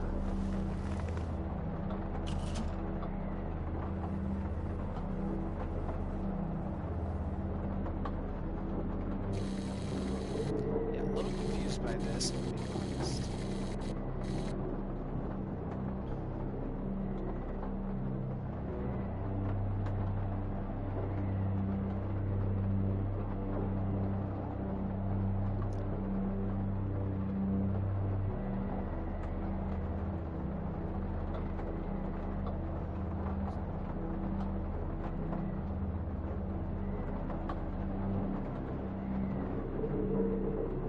Okay, well, 20F fatal accident is circled. Well, you know what? Let me just.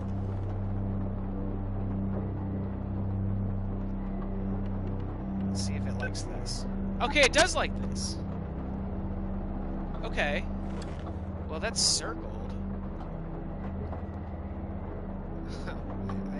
Wow, that was right. That's circled. Nothing else is circled, though.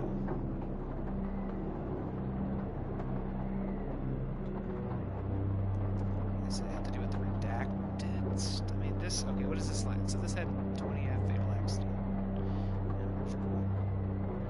I think my psychology on this was totally off, but somehow that was the right answer. What is going on in here? What is this?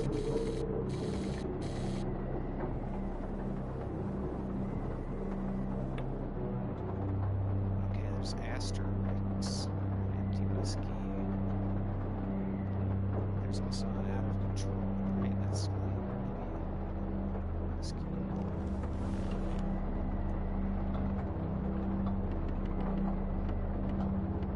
This is not gonna work.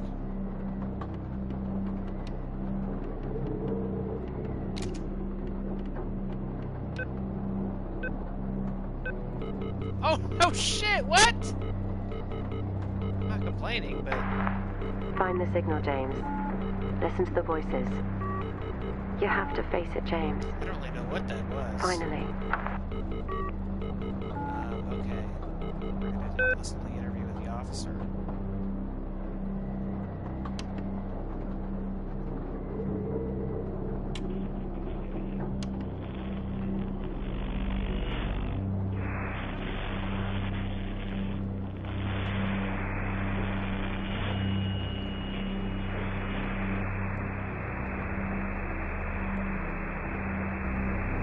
It's not like him. At all. Hey, I've worked with Officer Hennings for 6 years, and not once have we even talked about alcohol. Drunk driving. He was a father, a husband. He was fine. No way he caused this. It's him. This Haitian guy. He's got something to hide.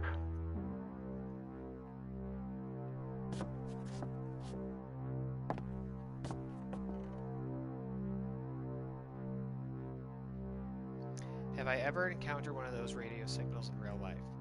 In the sense that I, like, was scanning the radio and heard it? No. Oh, I don't like that the synth just cut out. I don't like being trapped with my own thoughts. No, I've never been, like, scanning the radio station and hit a number station.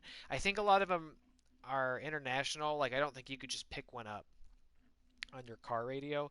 I don't know this. I don't have any sort of real insight on how these things work, but I don't think they have very strong signals or that they broadcast very far. Or maybe, I guess they would. If you were sending out secret codes, you wouldn't want to just send it to some dude in your backyard, right? I guess you would have to broadcast pretty far. I'm not sure. I guess the short of it is no, I haven't. But you can easily listen into ones that have been identified online, and they're pretty creepy. This doesn't make sense to you. So there's something more to this accident than this guy getting drunk and crashing into me, huh?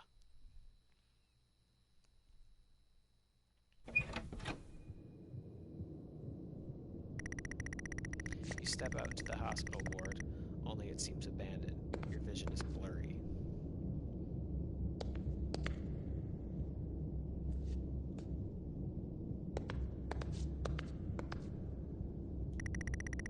All of your episodes were recorded to tape. This is the 4th.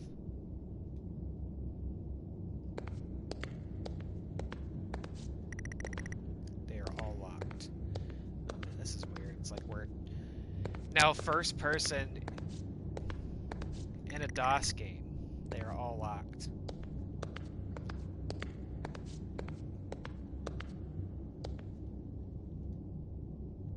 Driving home, don't have that 5th pint. 5th pint? I think maybe cut it off around here. First steps to recovery. Well, I don't know about you, but I do not feel that this mystery. Okay, I didn't scream, so you got to give me points there, but that scared me. I don't think that therapy's going very well for Mr. Asian. We're relying on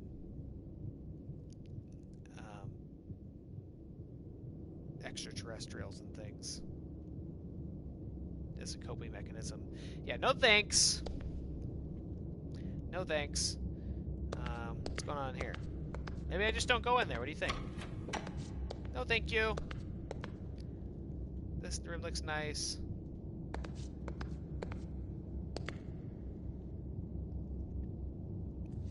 Ah, key. A key. They weigh heavy in your hand.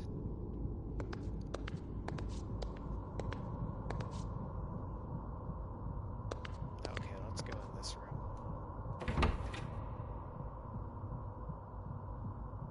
I will not scream. I will not scream. I will not peak the audio. By the way, does my audio still sound okay versus the games? Not too loud, not too quiet. Guess you'll find out if it's too loud in a second here. Oh, here's something's tripping.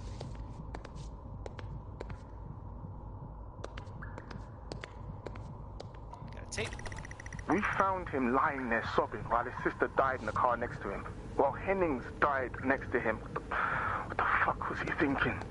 She was still alive when we got to her. If he'd have done something, they could all still be here. What's your deal, Mr. Asian? Why'd you let people die out in the street like this? Day room, pre-surgery.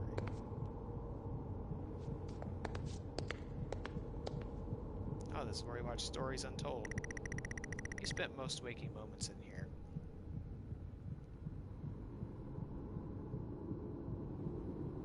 So Stories Untold, kind of like a Twilight Zone-y show, perhaps telling stories of haunted houses and Area 51 and scary things on the mountainside that we're sort of reverse engineering to explain and cope with what we've done. The only video they have is some horror compilation. Trash! This isn't elevated horror. I only watch True Kino from A24. Can't go over there.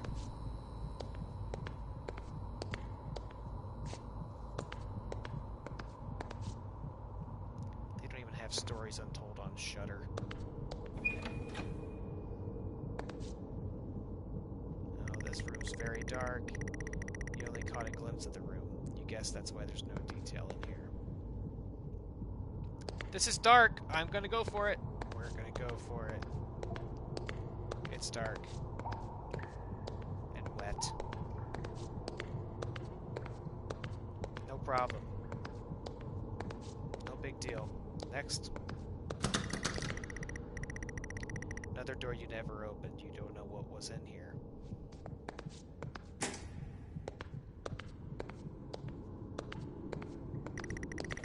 The waiting area is dark, but you feel a presence right behind you. Ah! Didn't like that. Didn't like that! Dark in here. I can't even get in here.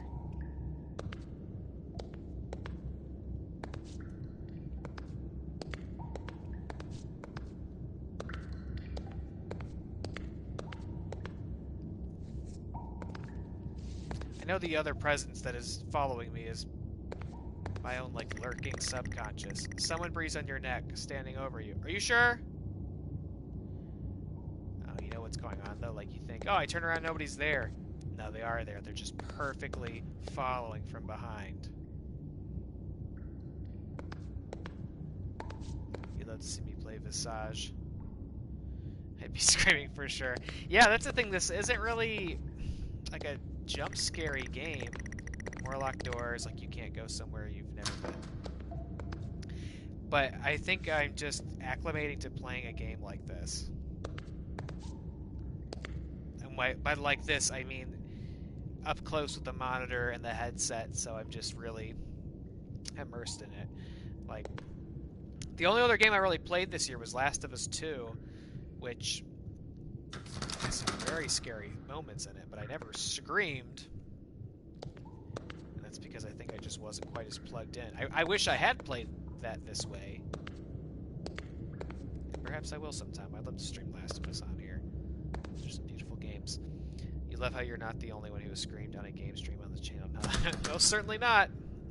Most certainly not. And we're only getting started. This is only the first game. You feel dread in the pit of your stomach. Ah, that's good, dude. Let's go.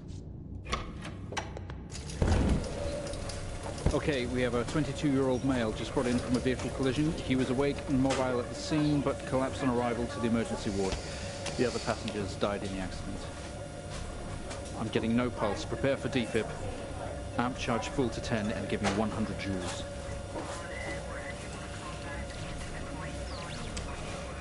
Come on, 100 joules. Okay. Charge amp full to 10. Okay, which one is that one? I'm sorry, I didn't do very well on this part. Come on. One.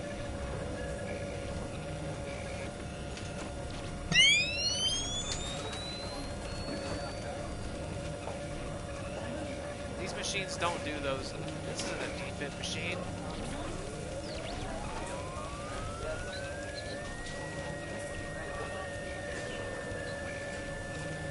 I'm sorry, I don't really remember what... I don't really remember what this part was. Can we get this on the screen, please? That's for x-rays. I don't want to x-ray. Oh, wait. You said get it on the screen. I guess you do.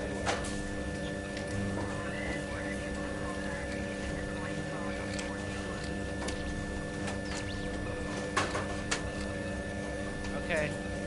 Got it on the screen, brother.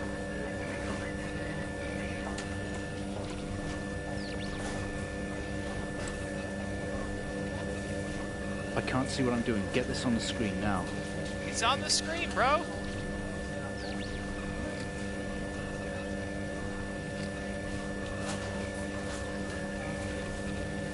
Does he want to do an x-ray? Got our x-ray machine plugged in.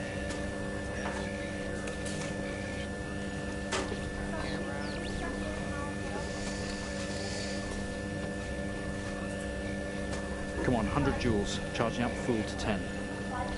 10? Oh wait, this part. Okay, this one's confusing because that's not what these machines really are supposed to do, right?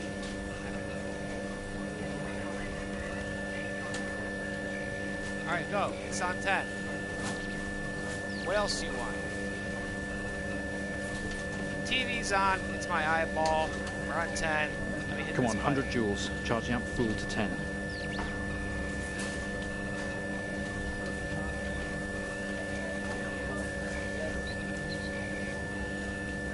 Got it on 10. 100 joules.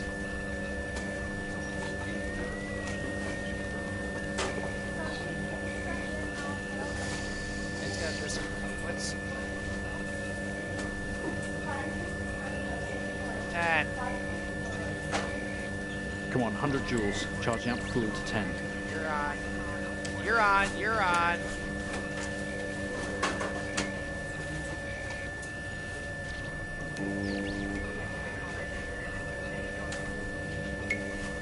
Charge ready. What else? You want me to hit the drill? You're on 10. You're 100. This is on. Come on, 100 joules. Charging up full to 10. Okay, camera's on. Okay, we've got this. This is on 100. This guy is set to 10. Okay. You're charging.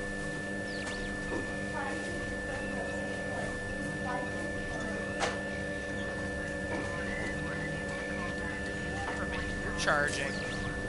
Come on, 100 joules. Charging up full to 10. Yeah, we got all that, don't we? 100 joules. 10. Do I need to fuck with this at all?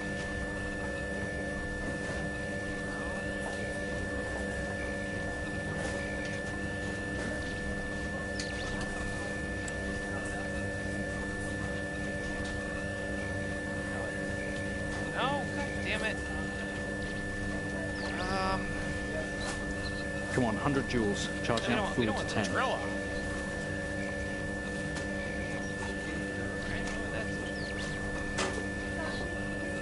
I've done the two things he said. 100 joules. We're set to 10. This is on.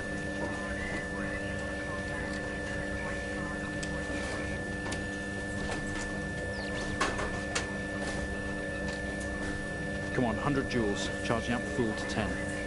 God, insane. Let's see what else. Got it on 10. This is charging, yes.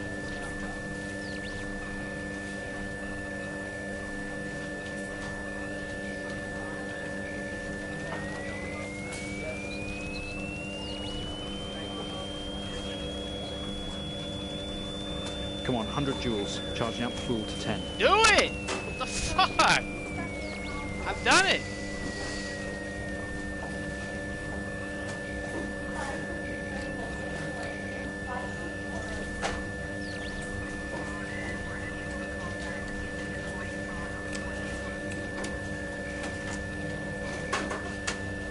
Camera's on. This is at 100. This is on 10. I can't see what I'm doing. Get this on the screen now. Okay. Turn on our camera. Like, go in reverse here. Turning everything off.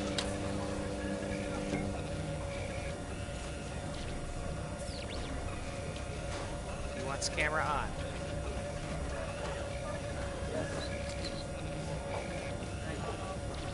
Then he wants charge it up.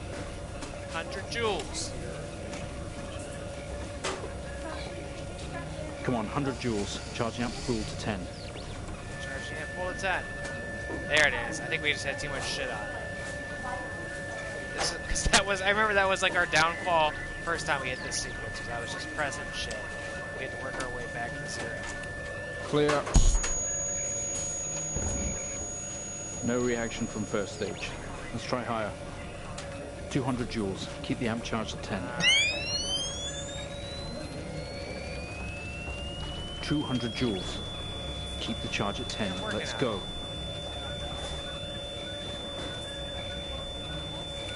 Clear. Okay, we have a reaction of some sort here, a weak signal. Let's keep going. Increase again. 360, charge full.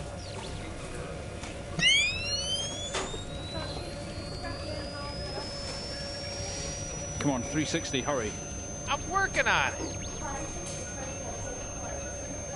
Pretty sure I'm on the table while also being your Clear. like assistant. Well, would you look at that? Term for that. Seems we have a pulse. Rhythm is stable. We need to run an X-ray right away. Okay, I know how to do that. Where are we with that X-ray? Let's get it going now, please. Yep. I'm giving it to you. Turn this stuff up.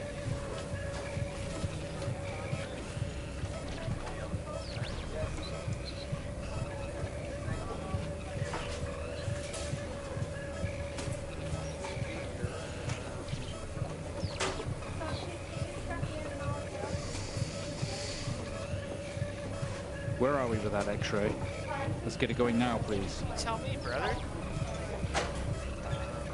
What else is there? This X-ray. X-ray.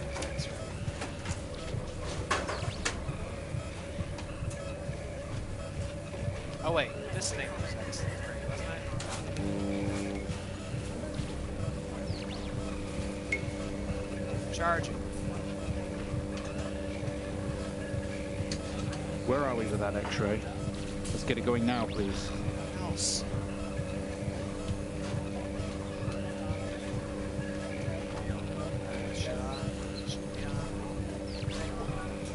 Ah, okay.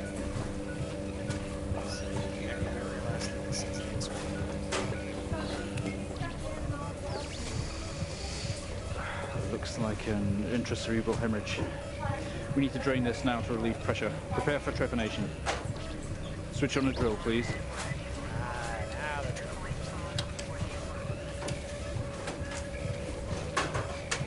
The drill, please. Yup. We're drilling, right?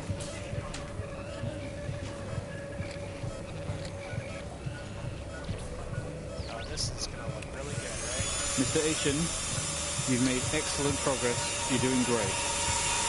I'm feeling stay great. Calm and try to relax while we go through these next steps. We're going to attempt to alleviate some of this discomfort. Eyeball trauma incoming.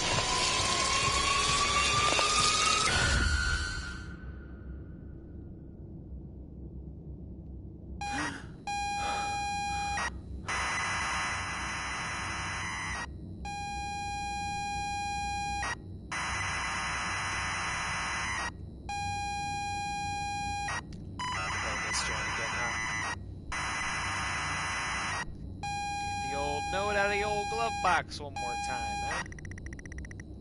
Not only is tonight New Year's Eve, but tomorrow you leave on a 6-month trip abroad with friends. Mom, Dad, and your sister Jennifer have decided to throw a party to celebrate it all. The house is full. You're in the living room, and as usual, you don't recognize a soul. Look around. The room is full of chatty strangers, mostly friends of Mom and Dad. See, if I was really method, I'd be reading this whole thing in an English accent, but I feel like that would get old real quick. But because there's Mom, there's a door to the hall.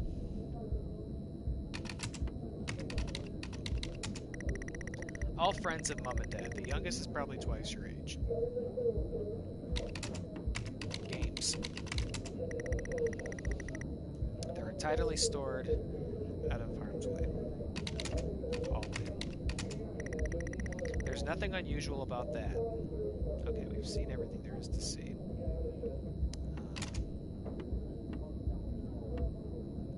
Go around. I'm sorry, I don't understand. Yeah, it was probably a weird thing to say. Go, friends! Go, friends! Okay, these aren't places to go to. You can go to the hallway, but... let's see. Why don't we play a game? No, you don't want to. Read. Games. Okay. Now's not the time to be adventurous, I suppose. Talk? You exchange pleasantries, nod and smile, nod and smile.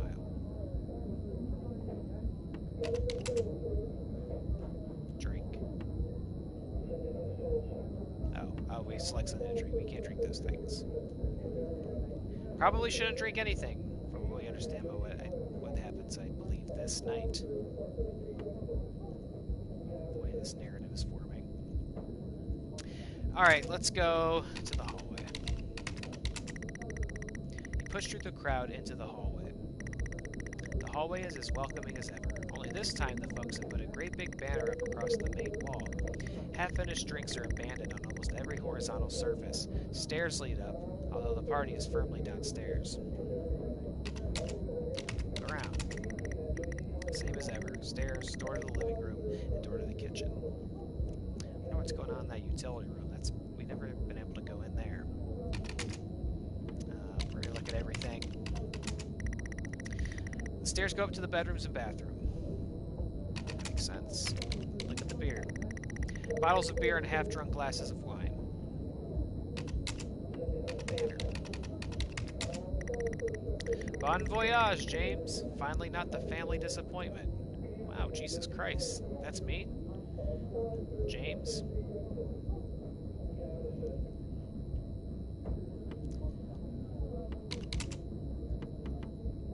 Switch. There's nothing unusual about that.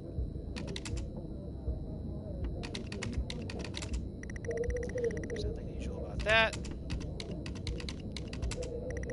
Nothing unusual about that. There's nothing unusual about that. Okay.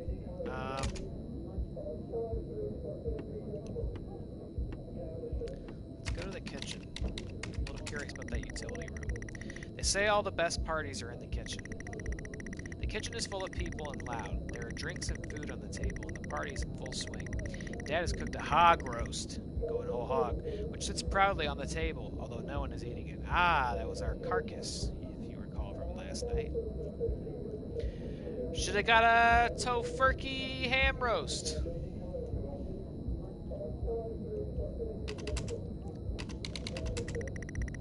There is a utility room and writing on the wall. Also, Jen is here signaling you. There's nothing unusual about the fridge. Tell me about this roast. It looks great! Alright. There's nothing unusual about the beer. The writing. No? What's the writing say? Happy New Year, 1986 on another banner. Weird place to hang it.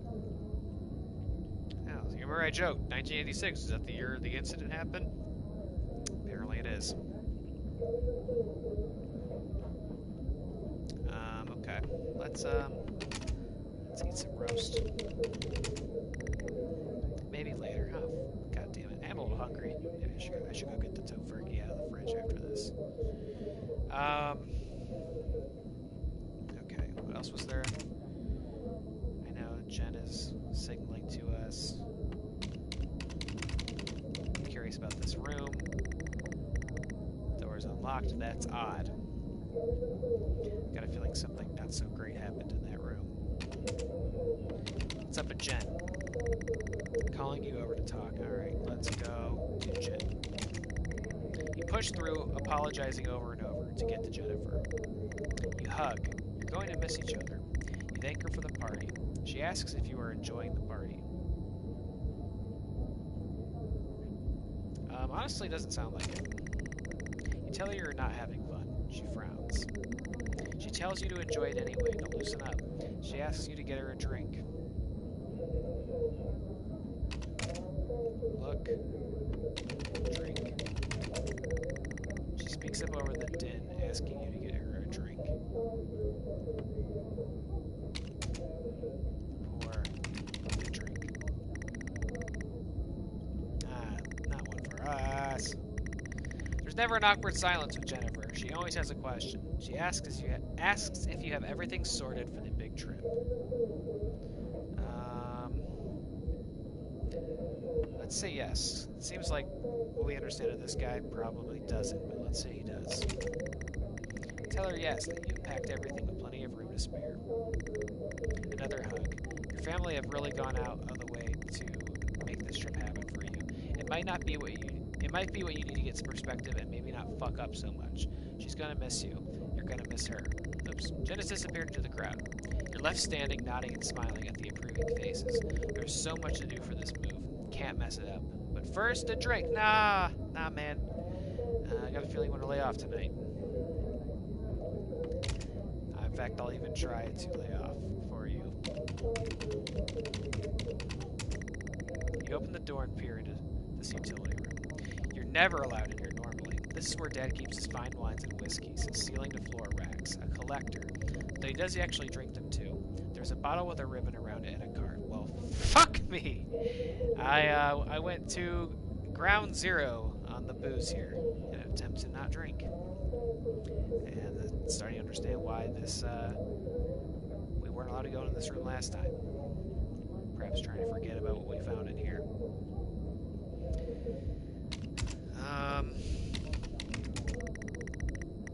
Racks of fine wines at the door to the kitchen. The card. You pick up the whiskey and the card. It's your dad's handwriting. Son, we're so proud of you and everything you've achieved. You've earned this.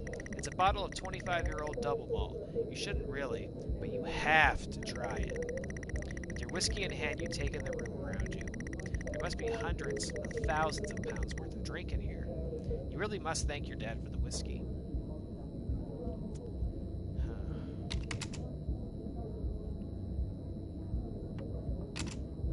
Okay, let's go back to the kitchen. Clutching your new best friend. You stumble out of the utility room and back into the kitchen. That is one strong whiskey. You take another swig and give the thumbs up to Dad across the room. He nods and winks. Go. I'm sorry, you don't understand. Look at Dad. He's young looking for his age. Hopefully he'll have the same luck. Look at Mom. She's in the other room singing your praises. Okay, so I guess that thing about being a disappointment was tongue-in-cheek on the banner, yeah.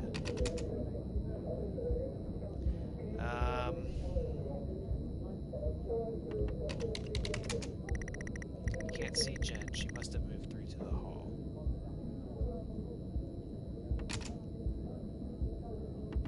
Let's go back to the hallway. You go back out to the hallway. A few bumps and laughs on the way through, and you make it to the hall.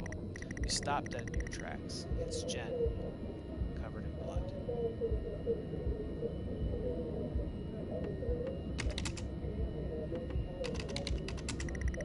She's staring straight at you.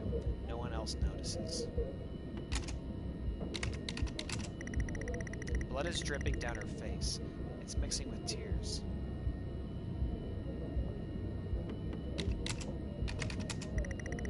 I'm sorry, I don't understand. Help, Jen. I'm sorry, I don't understand. Help, Jen. I'm sorry, I don't understand. Help her, goddammit. Can't help her. And that's the woman I saw in episode 2. I'm sorry, I don't understand. We tried our best, Mrs. Asian, but her injuries were too severe. No, I don't understand. I was just talking to her. I'm afraid Jennifer passed away before we could get to her in surgery. We did the best we could. I'm so sorry. Where is she? Let me see her. Please, Mrs. Asian, take a seat. I don't want to take a seat. Let me talk to her. Now. I'll arrange for you to see her. In the meantime, James is in recovery. He's stable for now. I don't want to see him.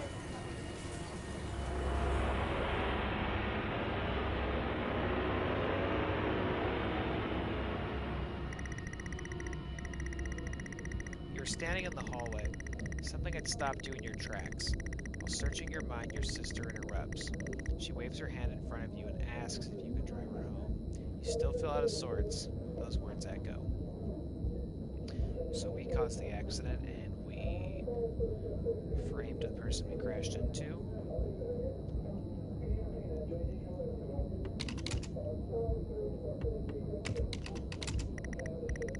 Yeah, we can talk in the car. Go get your keys. Ugh.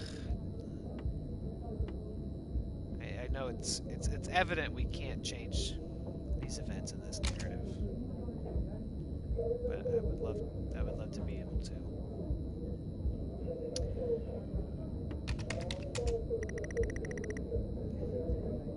Where are our keys? Did you say? Look for keys. You need to look for them. They must be either in the kitchen or the living room. We were fucking around in the kitchen for a long time. Let's go to the living room.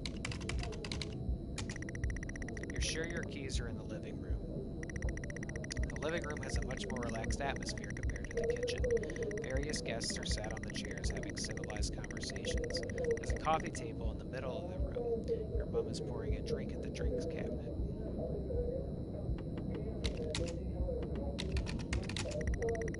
Tears immediately start to appear in her eyes. My son, off to America. She gives you a hug.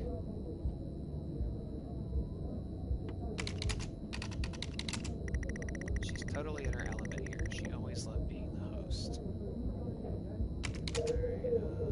Alright, look around. Coffee table, drinks cabinet. One of the chairs is overflowing with jackets and coats. Table, maybe. Drinks on coasters like proper civilized people. You can't see your keys.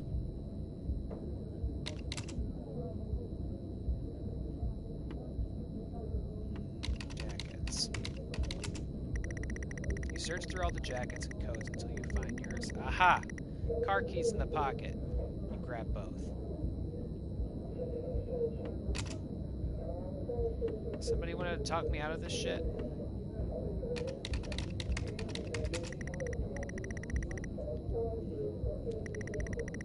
Jen thanks you for helping her out. She has work in the morning and no one else is in any fit state to drive.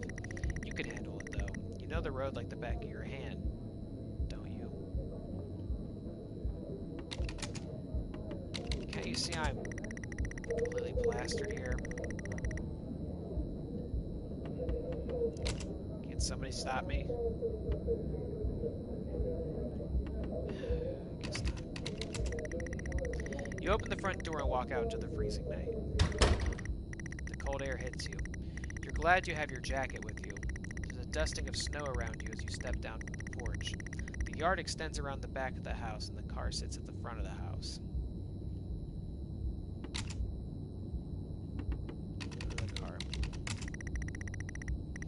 You fumble with the car handle, confused, until Jen tells you to maybe use the keys in your hand. Oh yeah, you got me. You got me with that DOS shit. Fumbling with the car keys, you eventually get the door open and climb inside. The car is freezing. As you fumble around with your seatbelt, your sister opens up the car glove box and hands you a note and a key that was inside. She tells you that it's for when you return.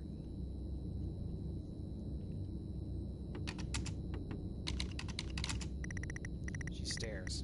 Really? Move.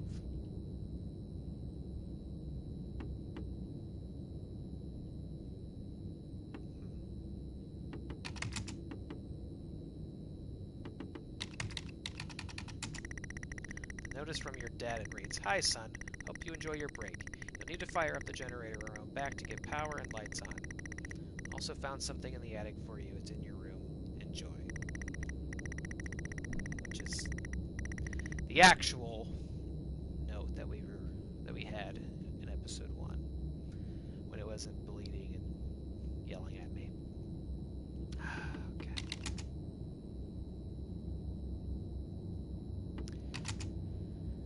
Oh man, we're gonna actually be controlling the car. Takes a number of attempts, but you eventually slot the key into the ignition. Use car. You were not able to do that. Yeah, no shit. Go to the car. Oh, there's just a button that says drive. Duh! Drive car. The car doesn't move given that the engine isn't actually on it. It's like you've never driven before. Oh, I thought I started the car! What did it say? Use the keys. You take the key out and put it back in, trying to make sure it's in. Oh, you're gonna make me really hit turn key. Oh, yeah, that's some DOS shit. Turn the key in the ignition, and the car roars to light. That's some, what is it? Work? Dungeon? That's what it's called, right? That infamously hard DOS thing. Alright. Drive car. The car squeals but stays stationary. Jen suggests releasing the brake, giving you a wide-eyed stare. Wow. You're gonna make me do the whole thing here. Very hesitantly release the handbrake. Drive. You put the car in gear and pull out the driveway like a first-time driver. You really shouldn't be driving. Driving. Very drunk on the road towards the town where your sister stays. Jen started dozing off as soon as the journey got going. It shouldn't take long. You come to a junction. Is it a left or a right? You can't remember.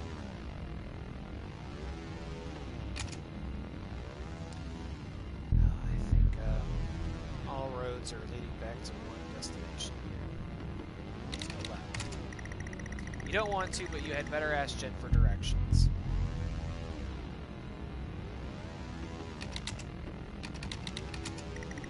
She grunts and throws her arm to the left. It's left. Of course it's left. Turn the car left at the junction and accelerate off. Confident that you are on the right road now that you loosen up and put your foot down on the accelerator. You feel powerful as the engine roars in your brain. Jen sits up in her chair and clutches your arm. She asks you to slow down.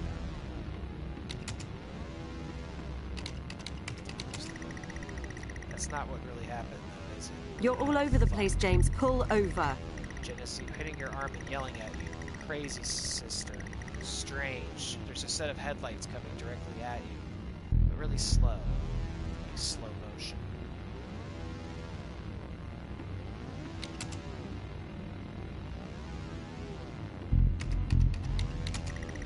You try to react, but your body isn't responding. There's nothing you can do to stop this. There's no way to control it. The lights merge with your car. The outside James, for fuck's joins sake, the pull inside. over! The whole world around you begins to scream.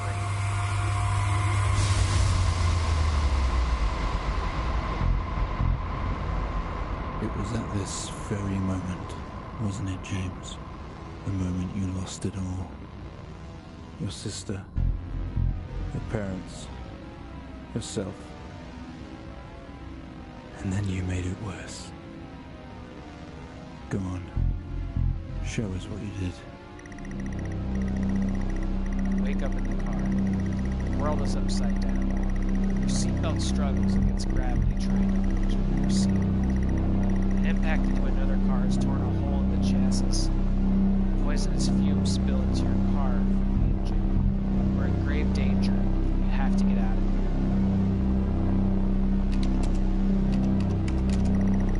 The car is broken beyond repair. The windows are smashed and there's wreckage all around. You're both wearing your seatbelts. She's alive, but she's been hurt bad. She's trapped in the wreckage. You can't do anything for her yet. You need to help yourself now.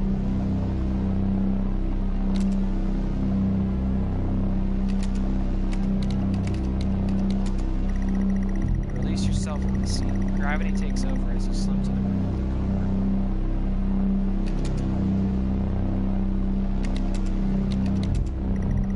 You can't do anything.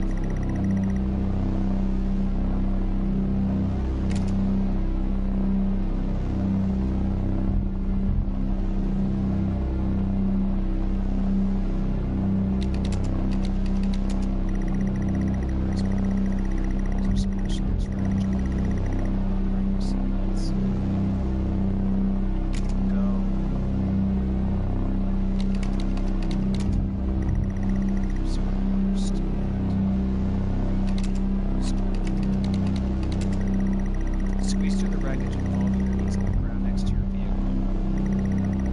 Every breath brings pain to your chest. Your head is throbbing. car has smashed into the passenger side of the car. Your life cannot be ruined by this. You're standing holding your whiskey and your dad's note, and flashing lights are approaching at a distance.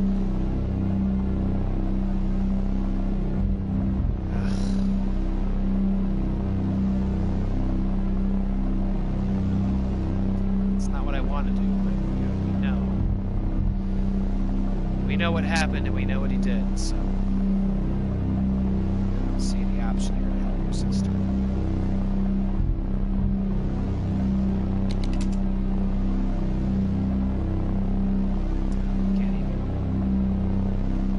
Can't even look at her. I don't recognize any of the star players in my view.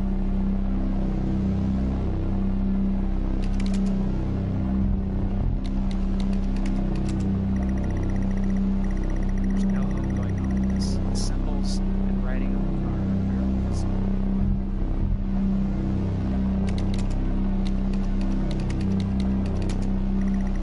The hazard lights are blinking and fumes are rising from the engine. Through the smashed windows you can see the motionless driver. It's an older man. His body is slumped and his face is mutated. The damaged badge partially shows the model of the car. T-A-C. These words will haunt you. What does that mean? Always changing their ways. Get through this, James. I don't care if you want to or not.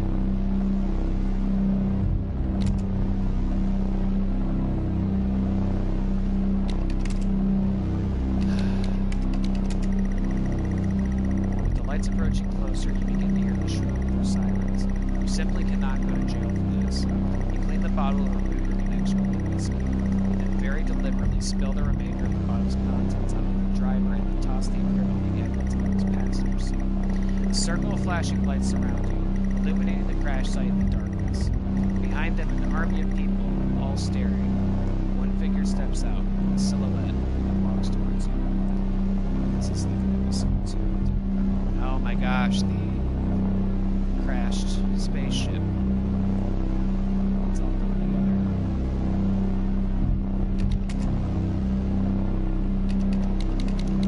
Here. The silhouette is a police officer and in uniform. He beckons you to approach.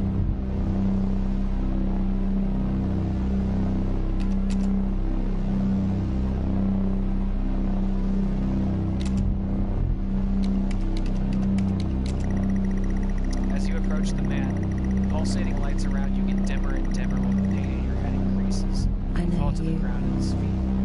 I know you're tearing yourself apart over it, but no matter what you keep telling yourself, you have to listen to me. That accident, that poor man, me. You have to remember. It was all your fault.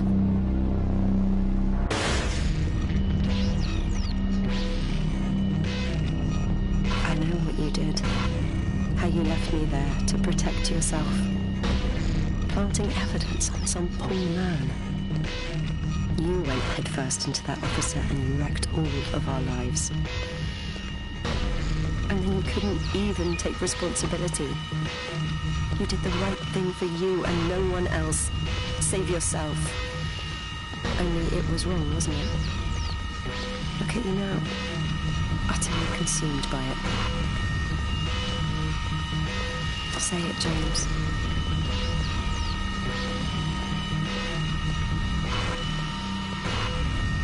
Say it. Tell them.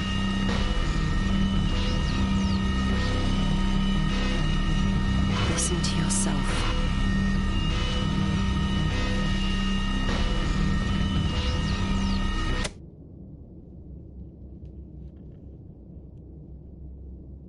Well, I think we've made progress today, Mr. Haitian.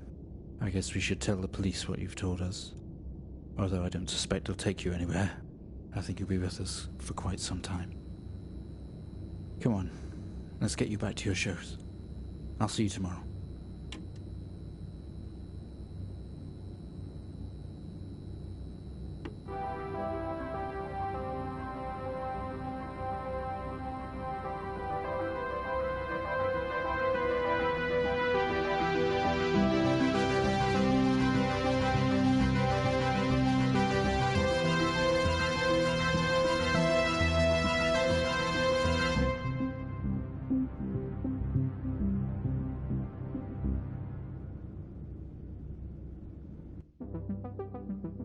Wow.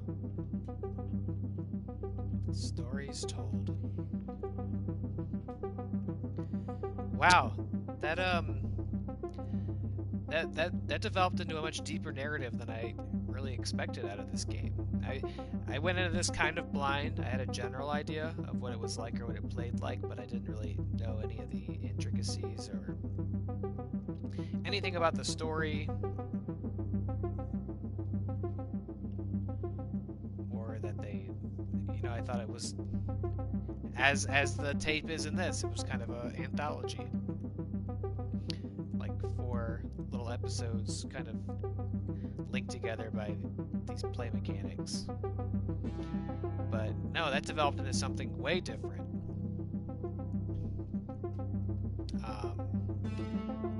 I really enjoyed this,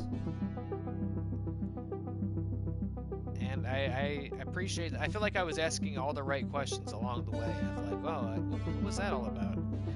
Or I didn't quite get that. I wish they explained it more. And then by the time you get to the end, it all links up in a way that's quite satisfying. Yeah, Connor, I would definitely recommend it. I don't remember how much this was on PlayStation, but not a lot. And thank you for sticking around, man. Thank you for watching both of these streams front to back. This is a fun one to stream. I think kind of lends itself to streaming, as long as you aren't a complete fool at times. I definitely got stalled up on a couple parts. Episode 3 was the worst of those for me, and turned out it was just a consequence of not paying complete attention as they were explaining how that one was set up. So that was really the only one I think I had to tap out for the walkthrough on. When you finished the book, that's right, I forgot you were reading Clown in a Cornfield as you watched/listened to this. Perfect. What a great night of horror content for you then. No, I like this a lot. This is cool.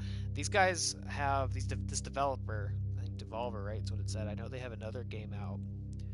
I think it's called Observer or Observation, something like that. That where you play as like an AI aboard a spaceship. It's kind of like you are Hal from Space Odyssey. Like you play as Hal, and you navigate the ship and help the it's like lone inhabitant or something like that. I would like to check that game out too. But this was fun. This was a really cool, first of all, really original, really creative setup. What a awesome way to tell this story. Keep it visually interesting and slice it up in ways that offers variety. Again, the first episode was like this haunted house kind of thing, really wearing its old school 80s MS-DOS influence on its sleeve. Second episode, kind of this Area 51 thing, conducting operations on a alien artifact / heart. Third, still kind of an alien thing, although that's when it started to really give way that these episodes were going to be linked. But again, we were saying John Carpenter's The Thing, obviously a big influence there. That one was pretty creepy. I guess at the end of the day, the puzzles aren't really difficult, and that you do have everything you need to solve them. And my own ignorance and stupidity perhaps got in the way of using those tools properly a couple times. So I apologize that we stalled a little bit. I'm sure I could have solved those a little bit faster than I did if I was paying better attention. Although there's something to be said for trying to be at least semi-entertaining while playing a video game. I feel like maybe you kind of miss some of the details. Nonetheless, this was really cool. I like this. I'm glad, I feel like it was definitely a question worth answering of like, what do I want the first game I stream to be? And I wanted to do horror games. I'm glad it was this. I feel like this lends itself to streaming. So this was cool. I really liked this a lot. I'm going to check out their other game as well. I think the next game I stream, not tonight, I'm definitely done for tonight. I got to go to bed. I think the next game I'm going to stream is Little Nightmares, which is another one I haven't played. I know a little bit about it. I know it's a platformer, kind of a side-scroller, 3D side-scroller. Never played it before though. I don't know the story. I don't know all the different mechanics, but it looks cool and it looks spooky, and it's available on PlayStation right now. So I think that'll be the next game I stream whenever the time and opportunity comes for that. This was good. I liked this a lot. I definitely recommend this. If if you enjoyed watching it, I'd recommend playing it. And pay attention. Pay attention. Don't get hung up on the puzzles. That can be a little aggravating. Hopefully not too aggravating to watch, though. So thank you to everybody who watched, whether live or after the fact, as this will go up on our YouTube as well. The archive will be on here at Twitch, of course, but it'll live on our YouTube forever. So if you watched after the fact, thank you for doing so. Appreciate your time. Appreciate your support. Tomorrow night, Really Scared. Book club episode Talking Clown in a Cornfield by Adam Cesare. That's going to be a lot of fun. Got some horror movie news. Going to be a nice, laid-back, conversation-heavy episode. Our last episode of November. So looking forward to that. This is cool, man. I recommend it. Stories Untold. Really cool, different, creative, innovative game and a way to tell a story. I liked it a lot. Would definitely recommend it. Thanks for watching. Appreciate it. And I'll catch you next time for Little Nightmares, perhaps. Whenever that might be. This is cool, though. I enjoy streaming games. Alright, good night, everyone. Good night, Connor. Thanks again for watching. It's awesome you stuck with me for both of these streams front to back. Yeah. Good night, my friend. And same to you. I'm glad it sounds like you had a nice Thanksgiving. I'm glad to hear that. You deserve it. I think I'm going to go steal a couple slices of the tofurkey before bed. And then it's sweet dreams until morning. Good night, guys. Thanks for watching. See you next time.